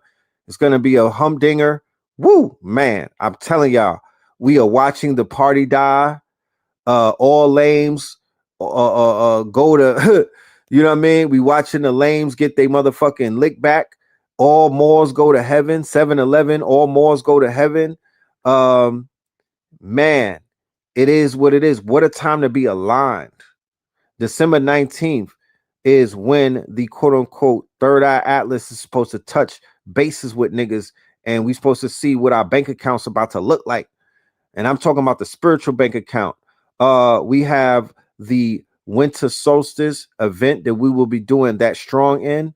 It's going to start on the 19th and it's going to end on the 21st. Y'all going to hear more about it. Y'all stay tuned. Please support us. Come out and support us. Click on that QR code. Get your ticket. Get your live stream ticket if you're not going to be there live. Be in the building and see history take place. Meet some of the master teachers and whatnot. You know what I mean? Tap in with the gods because we're going to be in the building. We also have the ontology workshop with Hitsayu Aku.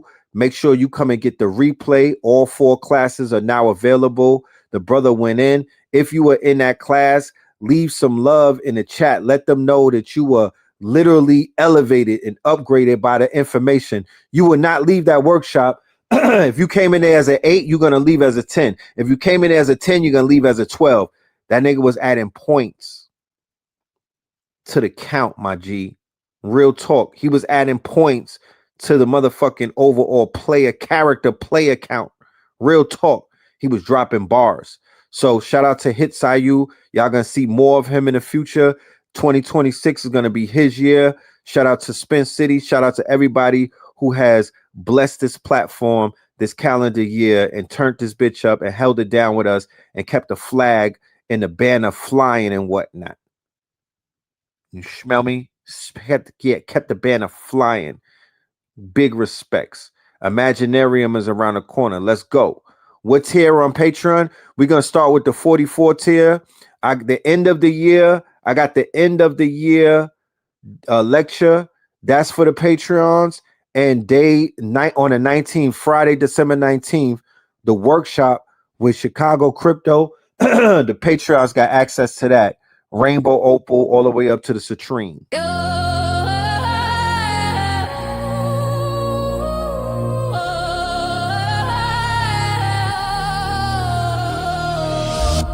In Brooklyn shadow, dreams come alive. At dawn's new light, let your spirit thrive. Breathe in courage, let your strength ascend. Dark fire rise and let the power blend. Your aura's a beacon, luck finds its way. With bold steps forward, seize a new day.